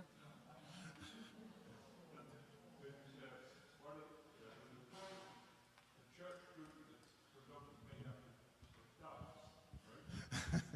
Fear of conflict is probably where you've got most conflict. Right, which is where I'm coming to now. Fear of conflict. So you may think, oh gosh, well, surely a team would be dysfunctional if they're in conflict. But actually, conflict and not surfacing conflict is actually a great way to make ourselves dysfunctional. Anyone think why that would be? Right, you never deal with stuff. You just say, and you don't get anything done. Because, so in our scenario, the rector comes up with some bright idea, and everybody at vestry goes, aha, because they don't want to argue with the rector.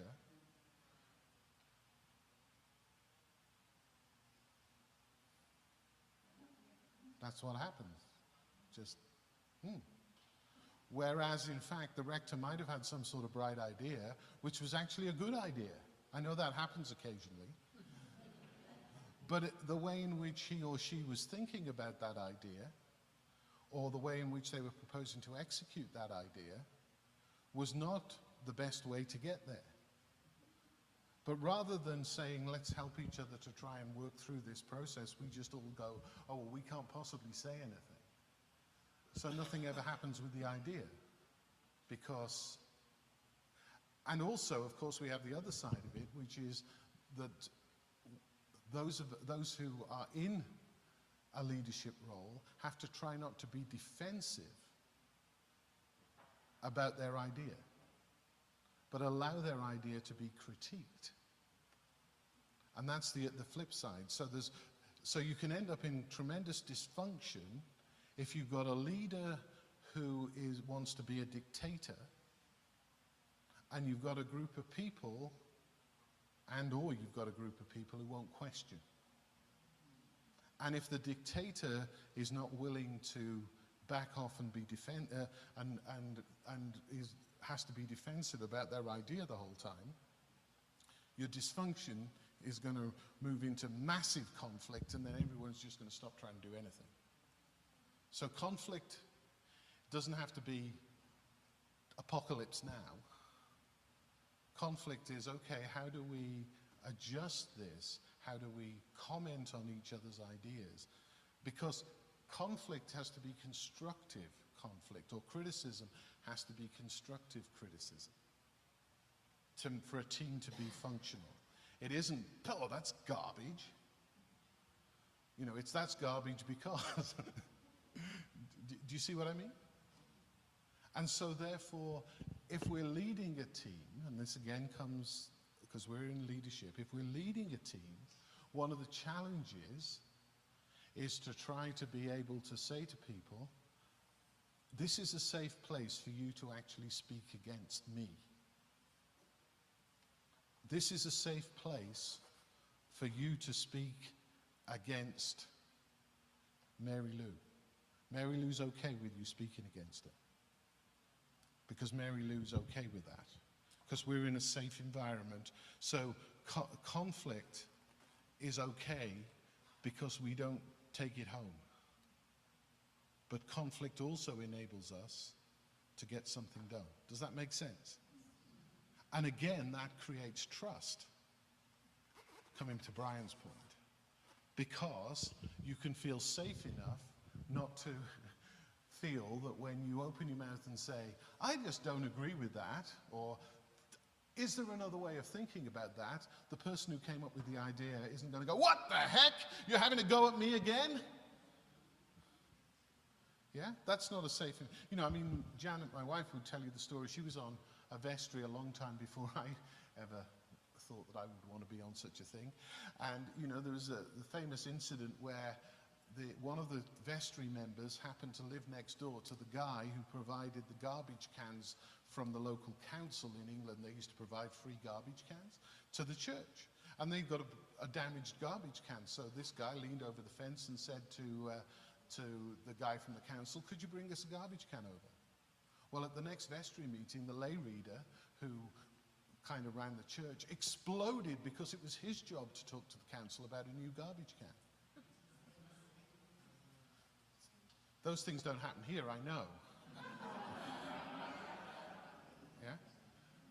So one of our challenges being in leadership is how do we create safe spaces for conflict to happen in constructive ways? Next one is lack of commitment. Lack of commitment. And again, for us as leaders, once we know what we're doing, let's be committed to it. and get other people to come on board and follow. And encourage people to commit to the project. That means that we don't probably try to do 26 different things. There's a book about effective execution, which has nothing to do with hanging people or electric chairs or anything. But what it does talk about is wigs. And a wig is a wildly important goal. A wig. And what this says is that any organization can, at maximum, whether it be the Apple Corporation or St. Swithin's in the Swamp, any organization at maximum can cope with 3 big goals. At maximum. Probably better to have 2. Wildly important goals. These are the things we've got to get done. But what we tend to do is, in the church, is think that there are like 500 wildly important goals. So we tend to take a 12-gauge approach rather than a rifle. So we fire this 12-gauge in the hope it might hit something, rather than go, okay, the gifts and the talents and the abilities and the leadership that we have in this congregation will enable us to do this. Let's go do it. Kind of a one thing at a time. Yeah. Yeah, exactly. Yeah.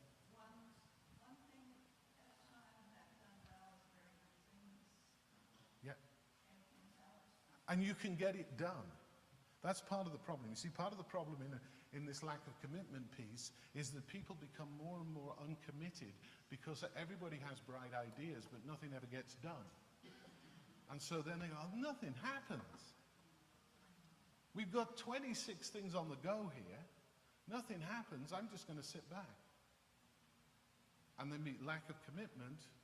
And what is that? Again, it affects the trust level. We decided to do this, this, and this, but we never get it done. What's the point? I can't trust this. Do you see what I mean? Next one is lack of absence of accountability and confront difficult issues.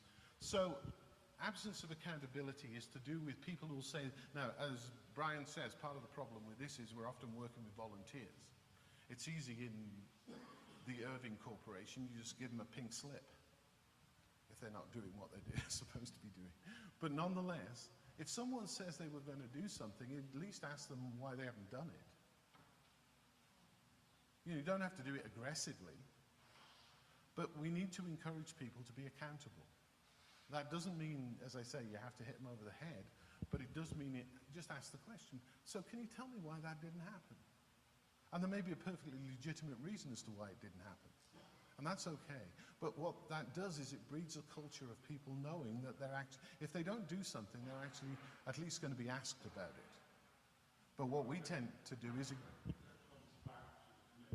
yes.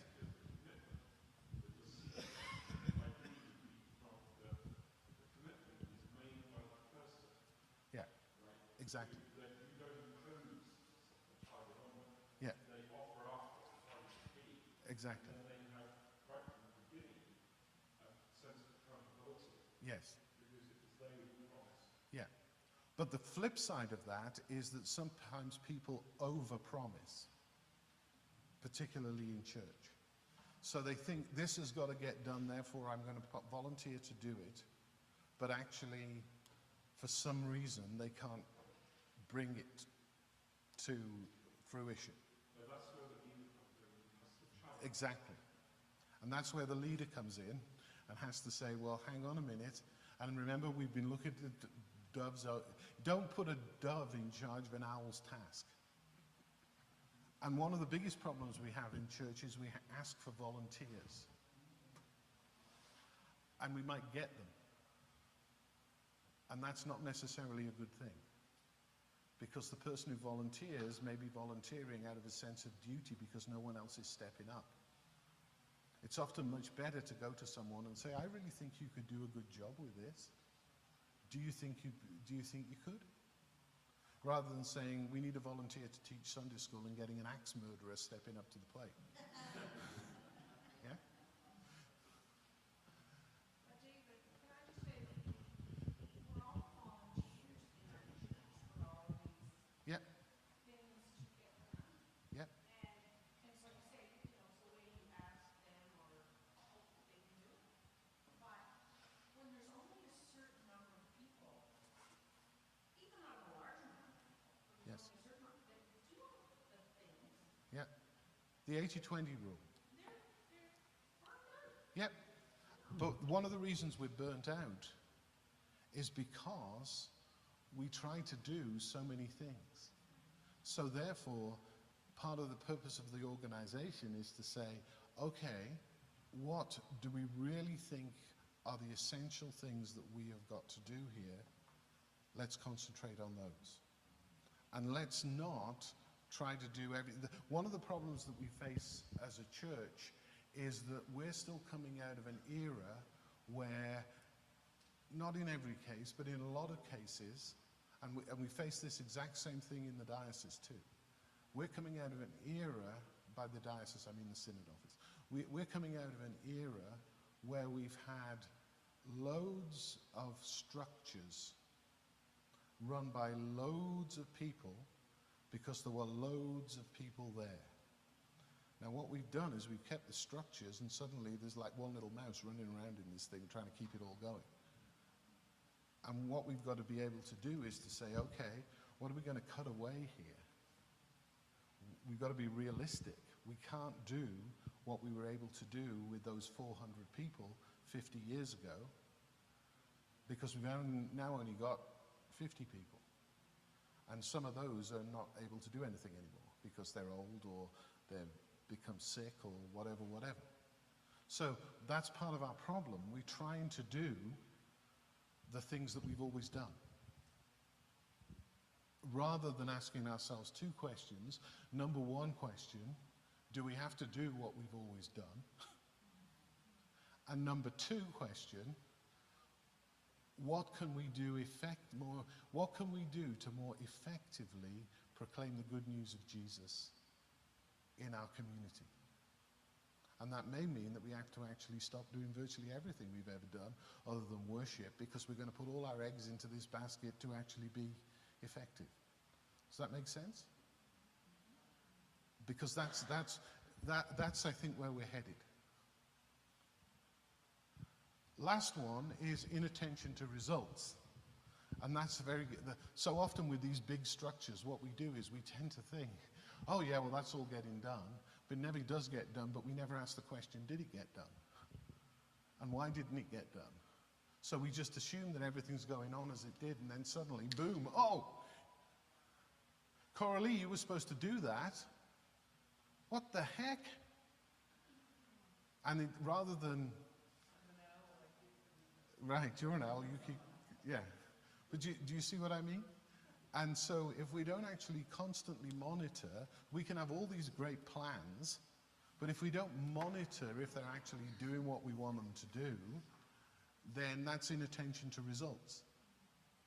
And then again, that causes dysfunction because people become disillusioned with the whole thing. And so therefore, again, coming back to your point, Bart, what we have is a situation where if we're able to say, okay, this is what we're going to do, this is where we're going to put all our energy, then we can actually be very definite about whether or not we're accomplishing it. So that's one of the, and so part of the challenges for a leader is to actually try to enable things to the congregation or whoever to get a clear vision of where we're going to go. So, for example, I have on my wall in the synod office this beautiful piece of flip chart paper. It's very artistic. It's a piece of flip chart paper that's all ripped up virtually, folded over and held to the wall by some masking tape. It's very attractive. And it sits dead opposite my desk, so that when I look up, I see it. And this is what it says. WIGS. We've heard that before? wildly important goals. And there are 3 on it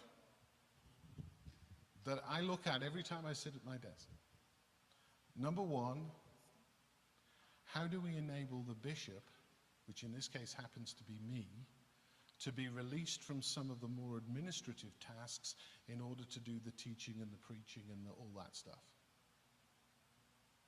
Because you see, one of the difficulties with being a bishop is you have a dual role. And actually you can't do both. You're the CEO of a company and you're the chief shepherd of a flock. And trying to do both of those together is almost impossible. So that's one of my big goals. How do we sort that out? We're working on it. Second, how do our congregations become more open and welcoming to those who might come along? How do we create an environment where people, where our congregations begin to, and I'm not talking about every congregation, but you understand what I mean? So that our congregations more and more reflect Christ. How does that happen? That's second wildly important goal. And my third wildly important goal is a bit more technical. How does the Diocese of Fredericton become a missional hub? In other words, where we have congregations and groupings within our diocese that really can teach other people how to look outwards rather than inwards. Those are my 3 wildly important goals. They appear on the agenda of every staff meeting. And we, generally speaking, ask the staff members of the staff in the Synod office, what progress are you making in your part of achieving that? Whichever goal might be relevant to you. And so we have a weekly staff meeting.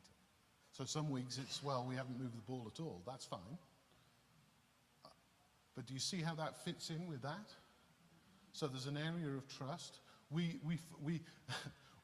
And all of this, as Brian said, this kind of didn't, so don't see this as linear. Don't see this as up and down. You jump in at all sorts of places. So how did we come up with those wildly important goals? Well, we actually surfaced conflict. We surfaced conflict because we didn't necessarily agree with what they should be. So we actually had a staff retreat where we spent 3 days thinking, praying, in order to come up with those goals. So the next thing was, that enabled the staff team, and we're going to have to revisit this now because we've got changes in the staff team. But what we had was this idea that the staff team became committed to those goals. And there were people within the different staff levels that are accountable for certain things within that. And of course, every week we actually ask the question, how are we doing? Do you see what I mean? Now, of course, that's in a business kind of organization. It's a little more difficult in a congregation. But nonetheless, that's the method that we're using in the Synod office in order to try to do this. But the first thing, it took me 2.5 years to get to that point.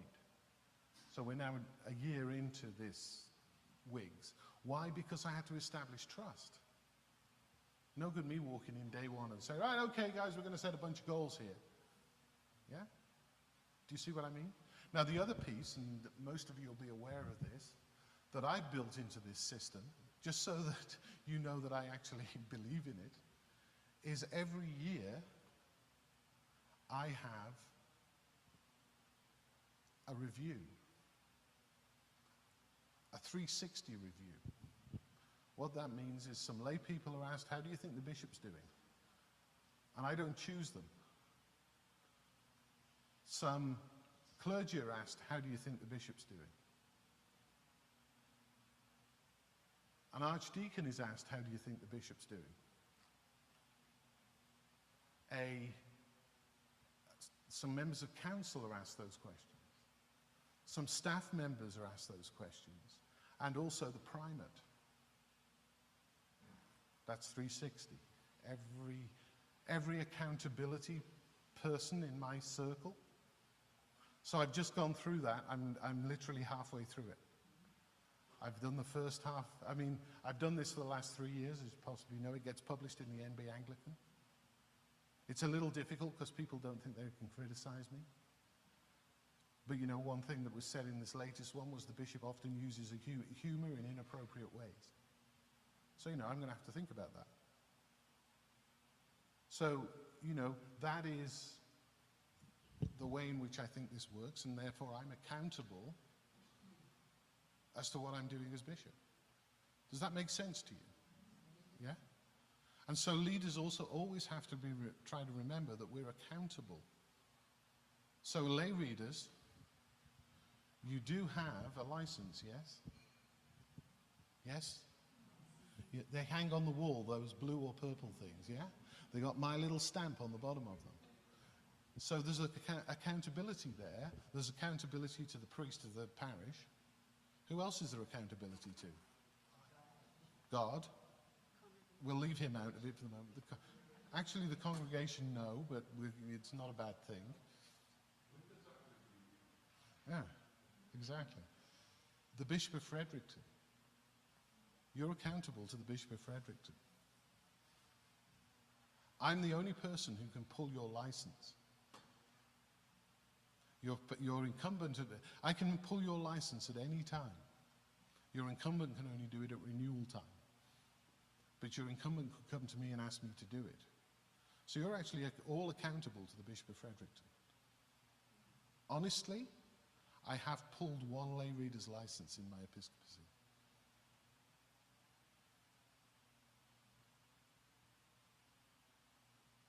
So accountability is really important.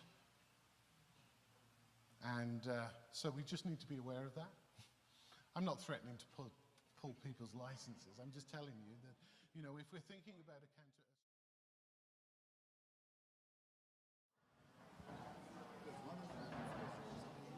Now, I'm not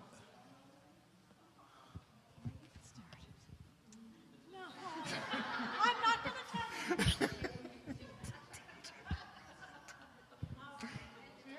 I have a message, just Carolyn.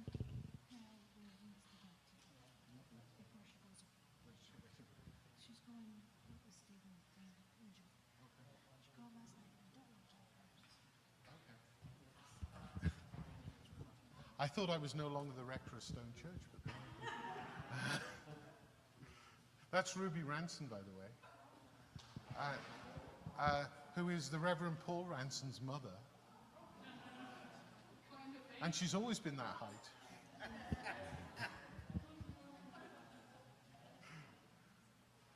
She threw a knife at him, but we won't go into that.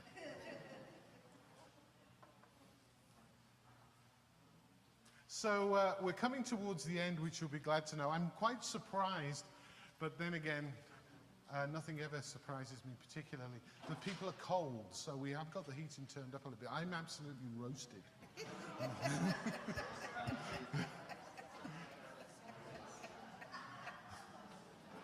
I must be having a hot flash or something, I don't know.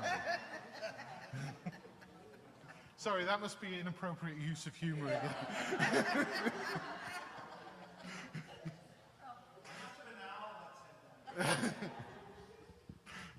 So anyway, we are coming towards the end, and I'm just sort of, this is a little smorgasbord of ideas, but one of the things to think about that I just want to encourage us to think about as we think about how we do our ministry is this idea that is there called verge thinking.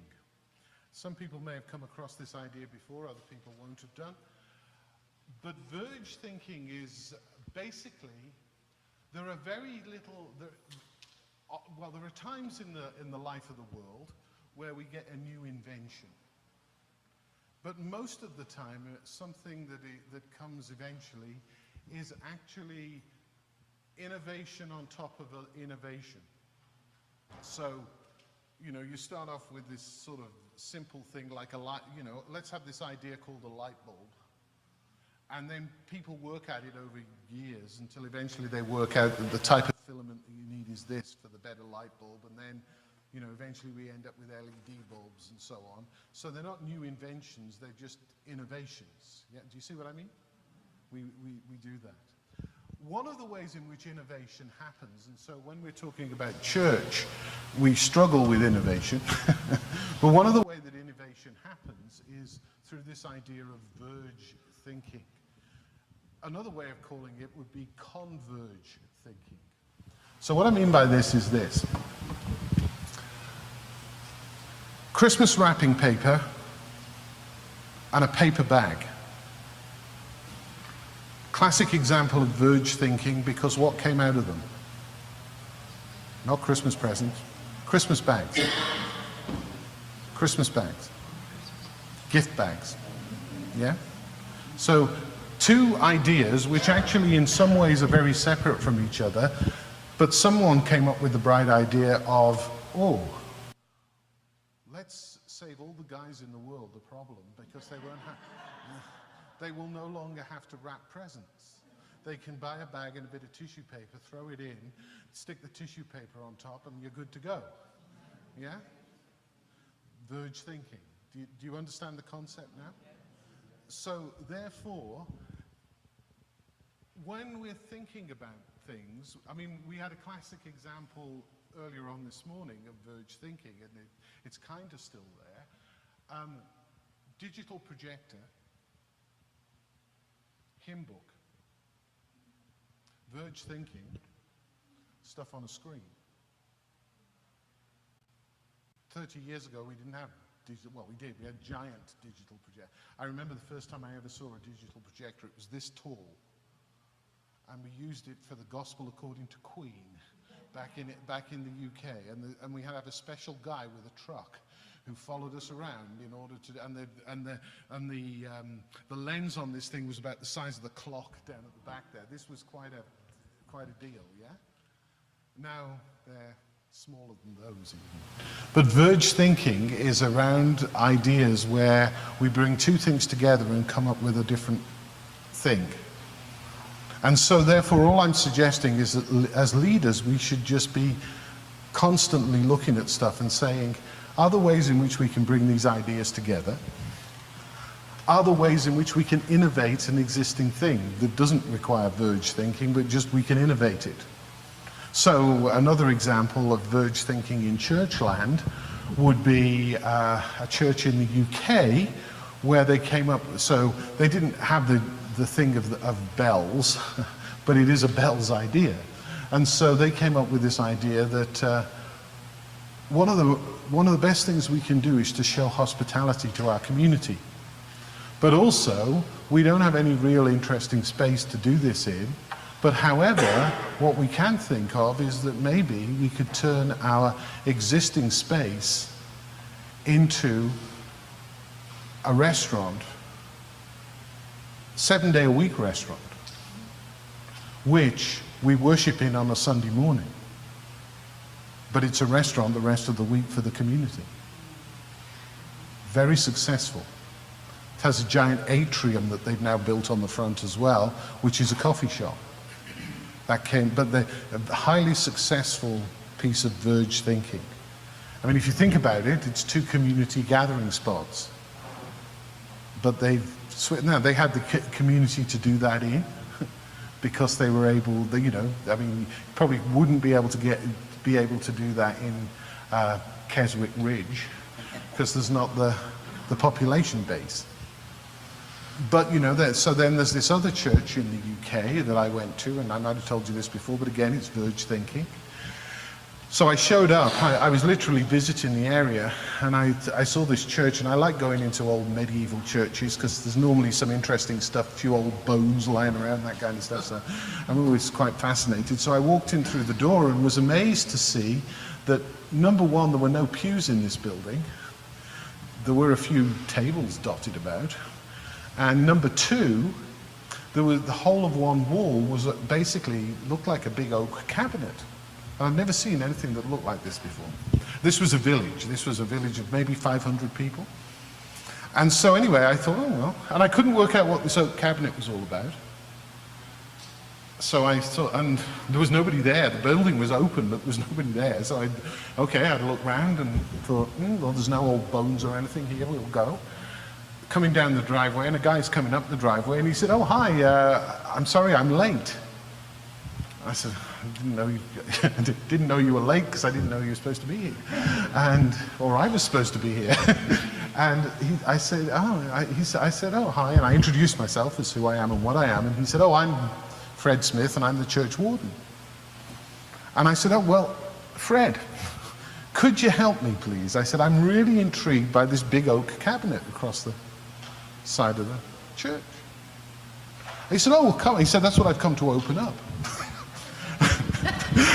Okay, come to open a big oak cabinet, great.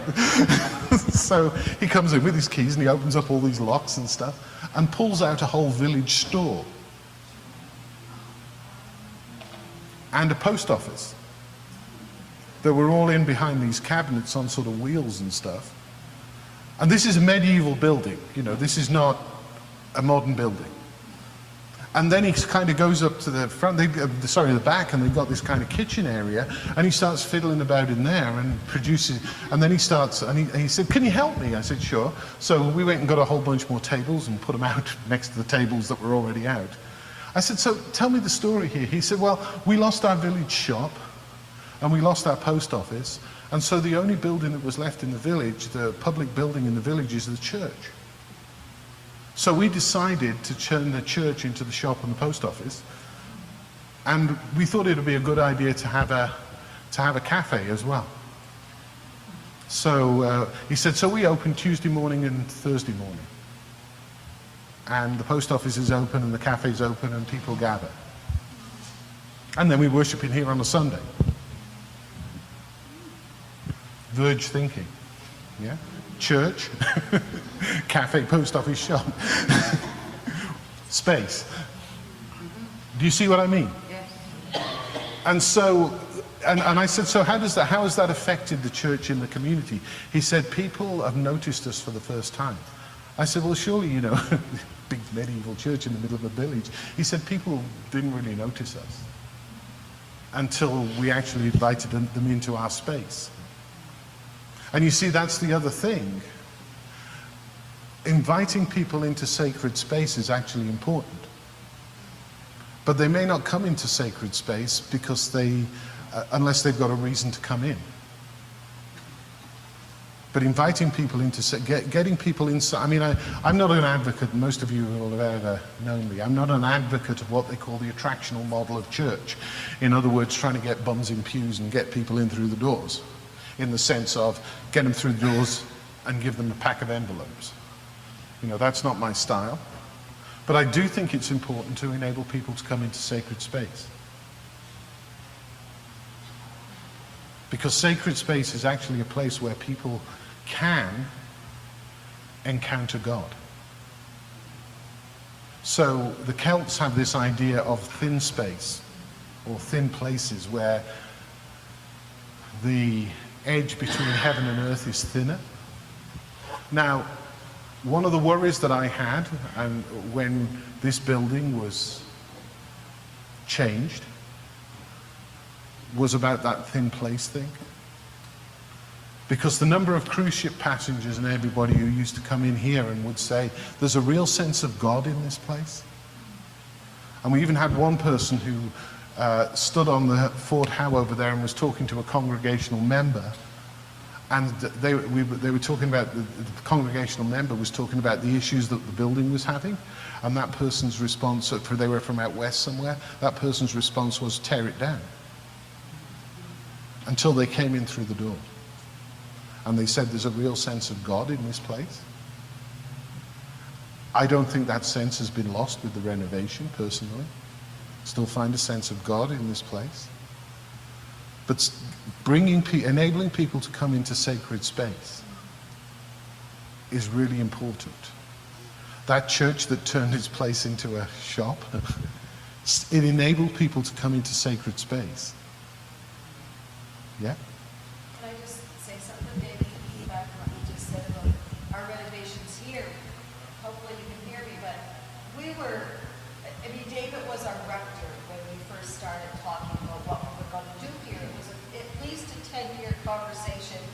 I know I was on And the rest. board at one time, and then Corley was warden, and we're still going through all this process, long, long time, of seeking, of thinking, of praying, of all of that. But when we eventually came to, well, we're going to tear our hall down. So we had two very old buildings. This is a National Historic Site, this building. The hall wasn't, so we're going to tear the hall down, and we're going to make this one space do what you can see it doing today. And so we're very pleased with it because it's sort of a nice marriage between old and new, so we think. But one of the discussions, a practical discussion, was that we hoped that when we had this space, it would be able to be used not just by us, but by the wider community. And we haven't, we're still kind of building that up, but it is used by people in the community that maybe might have used our hall before, but they're using this as a space, and when they do come and they use it for some kind of a workshop or whatever, they're pleased with the facility. And like David said, like people are coming because of the facility, but they're using it for other purposes than what it was originally. I mean, this was a very traditional church, you know, our pews went right to the walls, those rooms weren't there, and none of that. So, you know, it's a process. But to also speak about the tourists, because we get a lot of tourists. This is a National Historic Site, and we're on the City of St. John places to see. And so, you know, it doesn't look like it used to. And I've seen the look on a few tourists that might just happen to be here, and whoever's kind of here will kind of do a little spiel, but I was here recently, and you can sort of see the look on the tourist's face when they come in and they see, oh, this isn't what I was expecting. But if you then go and explain it, which I did just last week to a group of 4 people, they were from New Zealand, no, Australia, and they were so impressed. They were just like, why is it like this? And then I told them about the process and why we did it, how we arrived, and you know what we hoped to do, and about our laundry in the back and all of that. And they're like, oh, we could really see how this could be used for God. So when you were talking about the Verge thinking, I thought maybe in a really teeny little way, this might be some of that, because we kind of took 2 things and made it into one on a smaller scale. Yeah, so do you see what I'm talking about? You get some sort of idea of how we deal with our spaces and so. And the other thing, just to say, and again, you're people who have responsibility for worship and that kind of thing, and the way in which we treat our sacred space is really important too. If it kind of looks as though we don't care about it, then people are going to think that, you know, Jesus isn't worth caring about. If it looks scruffy and messy, it gives a message. And if you think about this, just think about this for a moment. Often, at 2 particular times in a person's life, they may end up in a church building. Maybe 3 if there's a baptism piece. But they're likely to end up in a church building at a baptism, a wedding, or a funeral. It's becoming less and less, but it's still true for a lot of people. Those may be the only 3 times that they end up in that kind of environment. But if you think about it, if they're here for a baptism, they can't wait to get to the party. If they're here for a wedding, they're really wanting the reception. And if they're here for a funeral, there's all kinds of stuff going on in their heads probably. For some it's about the reception, for others it's about the loss. So basically they're not even thinking about what anybody's saying. The only thing that they're going to be picking up on are the signals, often the only thing that they're going to be picking up on, particularly those who have no experience of being in a place like this, a church building. I don't mean a place like this, I mean a church building. The only people who have no experience of being in a place like this, they're going to be picking up on the signals that the building gives, not the signals that the person at the front gives.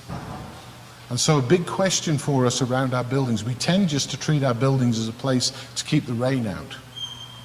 But one of the questions for us around our buildings, and those who lead in worship, we have to ask these questions. What message does the building give? Does it give? Peter? One of the things that I'm very much aware of when I came to Christ late in life, the scariest part for me is what we know. Right.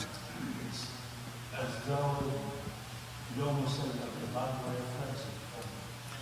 Right. To get past that psychologically is the hardest thing that I can do. Right. So Peter says that one of the hard, and Peter's not a shy retiring wallflower, he's a guy out of the military, yeah?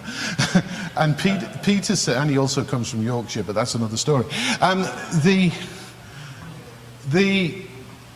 He said one of the hardest things that he had to do as he came to faith in Christ was actually to walk into a church building. Now you may say, oh, well, that's just Peter. So let me tell you a story. Years and years ago, when I was with Church Army, I was in the East End of London doing a puppet show, because that's what we used to do back in the day. And so, and one of the things you do when you're doing open air evangelism is you watch the crowd and you try and spot someone who's actually paying attention. And if there's someone who's actually paying attention, what you then do is you go and start talking to them. So there's this guy, he's big, humongous guy. I found out he worked on the docks. He was a stevedore, okay? And so, again, a bit like Peter, not a shy retiring wallflower. And so anyhow, I went up and sat next to him and I started chatting to him about soccer. Well, at least Millwall. And so, none of you will get that joke, but nonetheless, except for the English people among us. And so we're sitting there talking about soccer. And eventually I said to him, so, can't remember his name now, this is 20 odd years ago. I said, so, do you mind if I ask you a question? He said, sure. I said, when was the last time you were in a church? He said, probably about 10 years ago. I said, so how'd you get in there then? He said, and it turned out that what had happened was a friend of his had invited him to go to what I kind of think it was a mission meeting. He didn't really know what he was going to. And he said he went, and his mate didn't turn up. So give him credit, he went in on his own. And he said, I said, well, what happened? He said, well, they sang a hymn. Okay. He knew what a hymn was. And then from what he was explaining, they had the announcements. And then he said, and then I got up and left. And I said, well, why did you leave? Did somebody say something about it? He said, I couldn't handle the building. He said, I couldn't handle the building. Now, he then went away and I hadn't got time to explore what that meant. But interesting, huh? Those of us who've been walking in and out of these buildings for years, it would never occur to us that these were a difficult place to come. But if we stop and think about it, a church like this, you can't see in.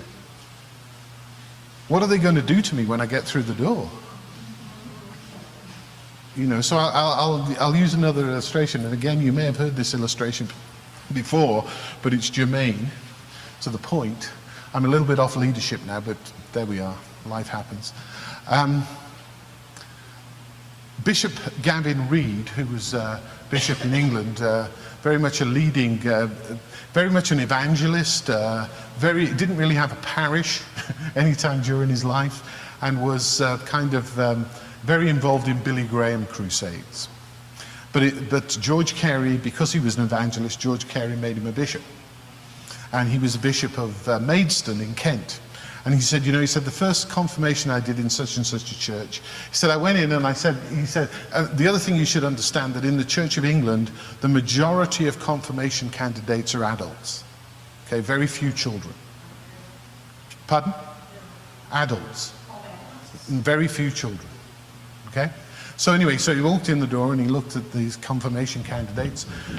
And he said, I said to them, so why did you start coming to this church? And they said, oh, it was the Doors. And he said, I'm thinking to myself, the rock band? I mean, what? he said, but it didn't occur to me to ask them. He said, he said, I've been evangelist for years. It didn't occur to me to ask the question. So anyway, we did the thing. Off. Next year, he comes back for confirmation, stands in front of the candidates again, says, so what was it that first drew you to this church? Oh, it was the doors. He said, now, I'm pretty stupid, because he said, again, I didn't think to ask the question, what do you mean? So anyway, year 3 comes along, Gavin shows up again, their confirmation candidates are all there. He says, so what attracted you to this church? Oh, it was the doors. He said, so this time I clued in. What it was that they had big glass doors at the front. And there was a whole sort of atrium vestibule type place where things happened. Big notice boards and so forth in there to show it was a vibrant kind of community. And because they could see in and it wasn't a scary space, they came in. Now, I'm not suggesting that doors are a panacea for evangelism, glass doors, but what I'm saying is that just kind of illustrates what Peter's talking about. A lot of our churches look like Fortress Church because they were built in a particular era at a particular time to give a particular message. They were built to give a message about stability and strength and all of those things. That's what our Victorian churches were built to look like. They were to say, this is solid, this is not going anywhere. This is, they give a message. Yeah? Even down to the way the architecture's laid out. And even, what we have here is hierarchical architecture. If you think about it, it's a hierarchy. Up there, behind that rail, the really special people get to go. Yeah? Down here in the choir area, the quite special people get to go. They get to wear nice clothes. And then the rest of us get to go here. The unwashed masses. Yes. And and the guy with the pointy hat gets a chair up the corner there. It's a hierarchical structure. If you go into the courthouse in St. John, and Andrew will know the answer to this. What do you sit on when you go into court in St. John, Andrew? You sit in a pew. Literally a pew. And you walk up the center of the courtroom, and eventually you come to a communion rail. No, actually, it's the bar. Yeah? So only certain people are allowed to be on there. And then you have another special space where this guy sits with a robe, the judge. And woe betide you if you try to go up there. So the message behind it, the message behind this architectural style, and it was a deliberate message at the time, is about judgment and hierarchy. Now our society, what do we get criticized for often? Oh, you're judging me. The church gets criticized for judging people. Also, hierarchical structures. Society isn't into hierarchies. I'm not suggesting we do anything like tear our buildings down or anything. All I'm saying is we need to be aware. I'm just trying to illustrate the fact that the building gives a message.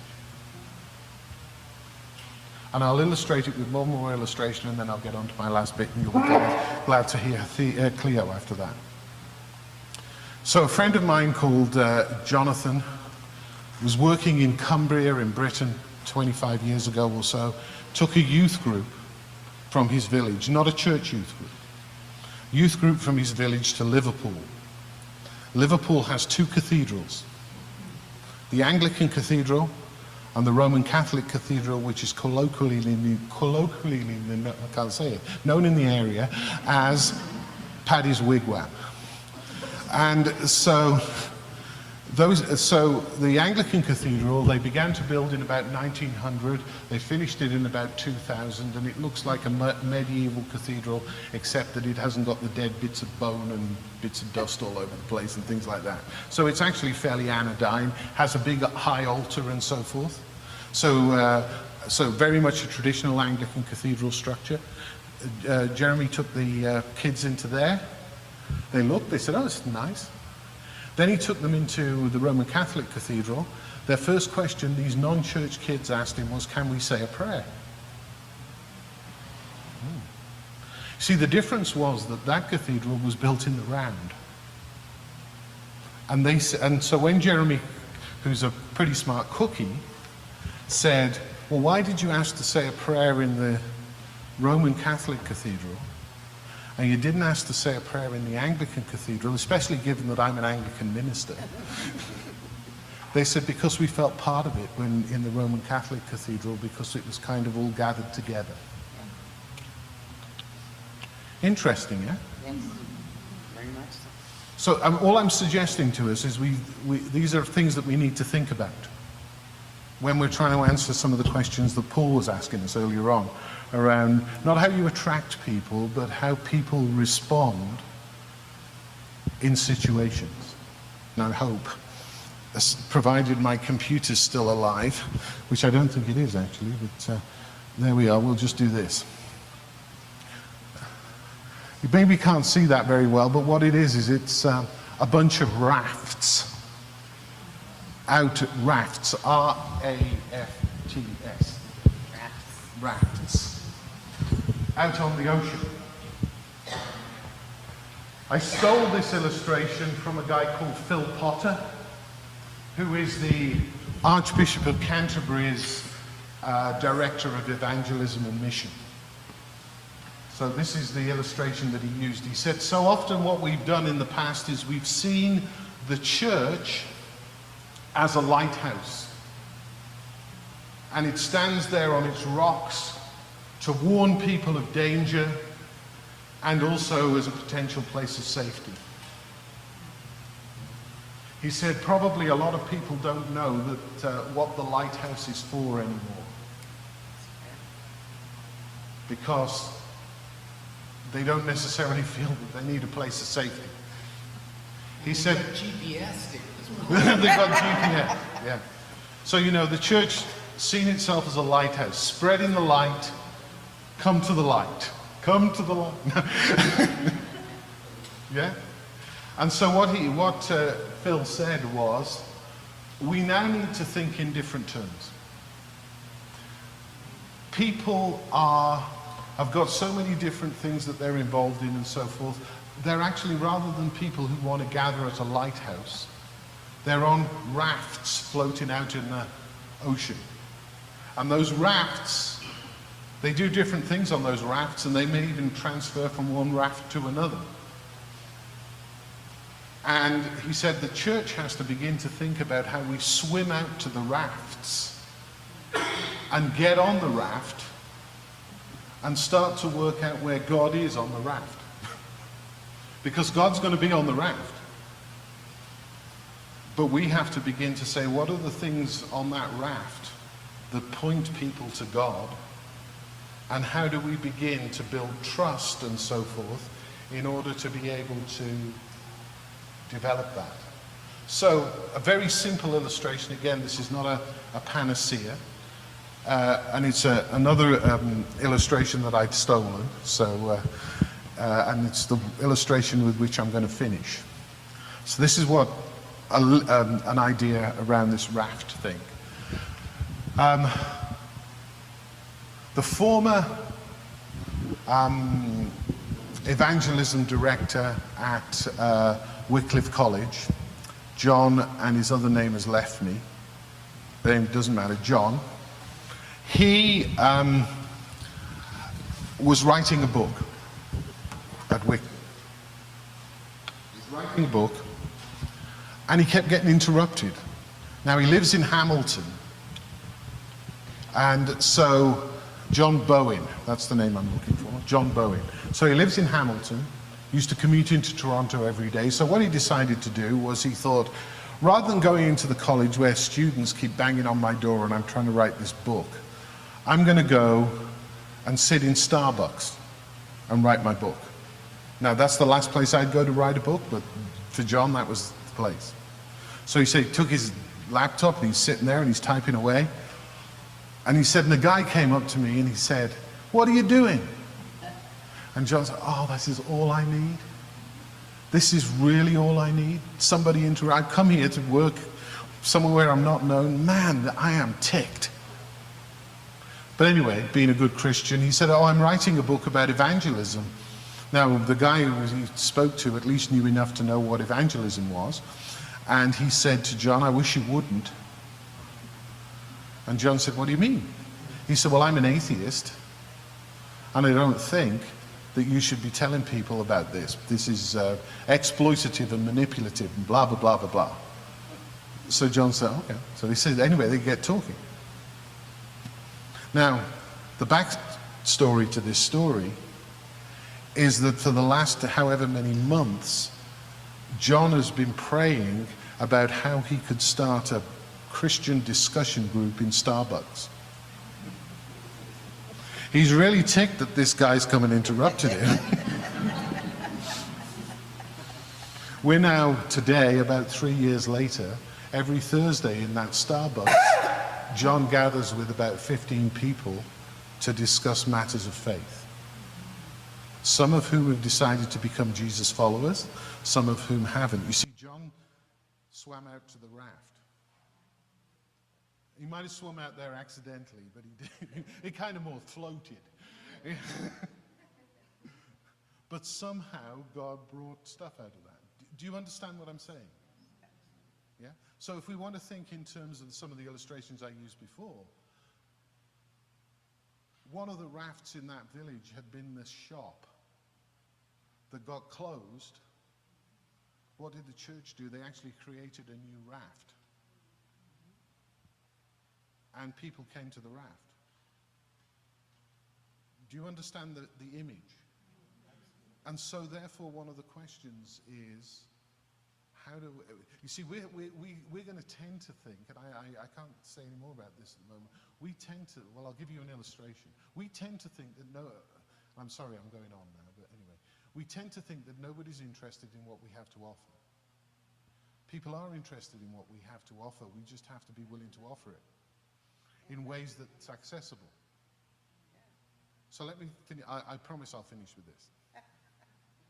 You know what preachers like? They just lie. This is like Lencioni's thing, no trust. You're not going to trust me anymore, even if you did.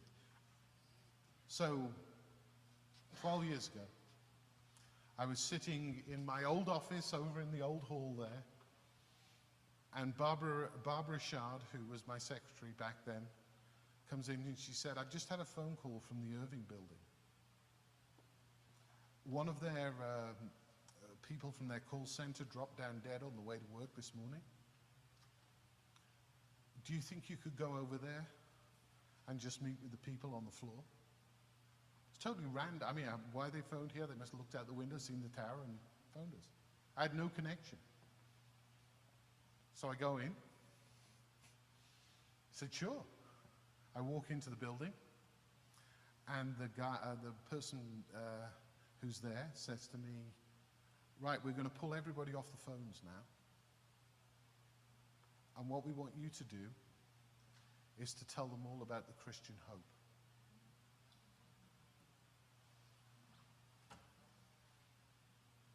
That's pretty spectacular, isn't it?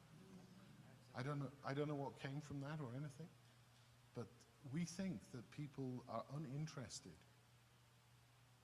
but somehow they're not. But part of the problem is we want to stay in our silos. It's gone. We got to go to the rafts. We got to go to the rafts. And I've lost Cleo.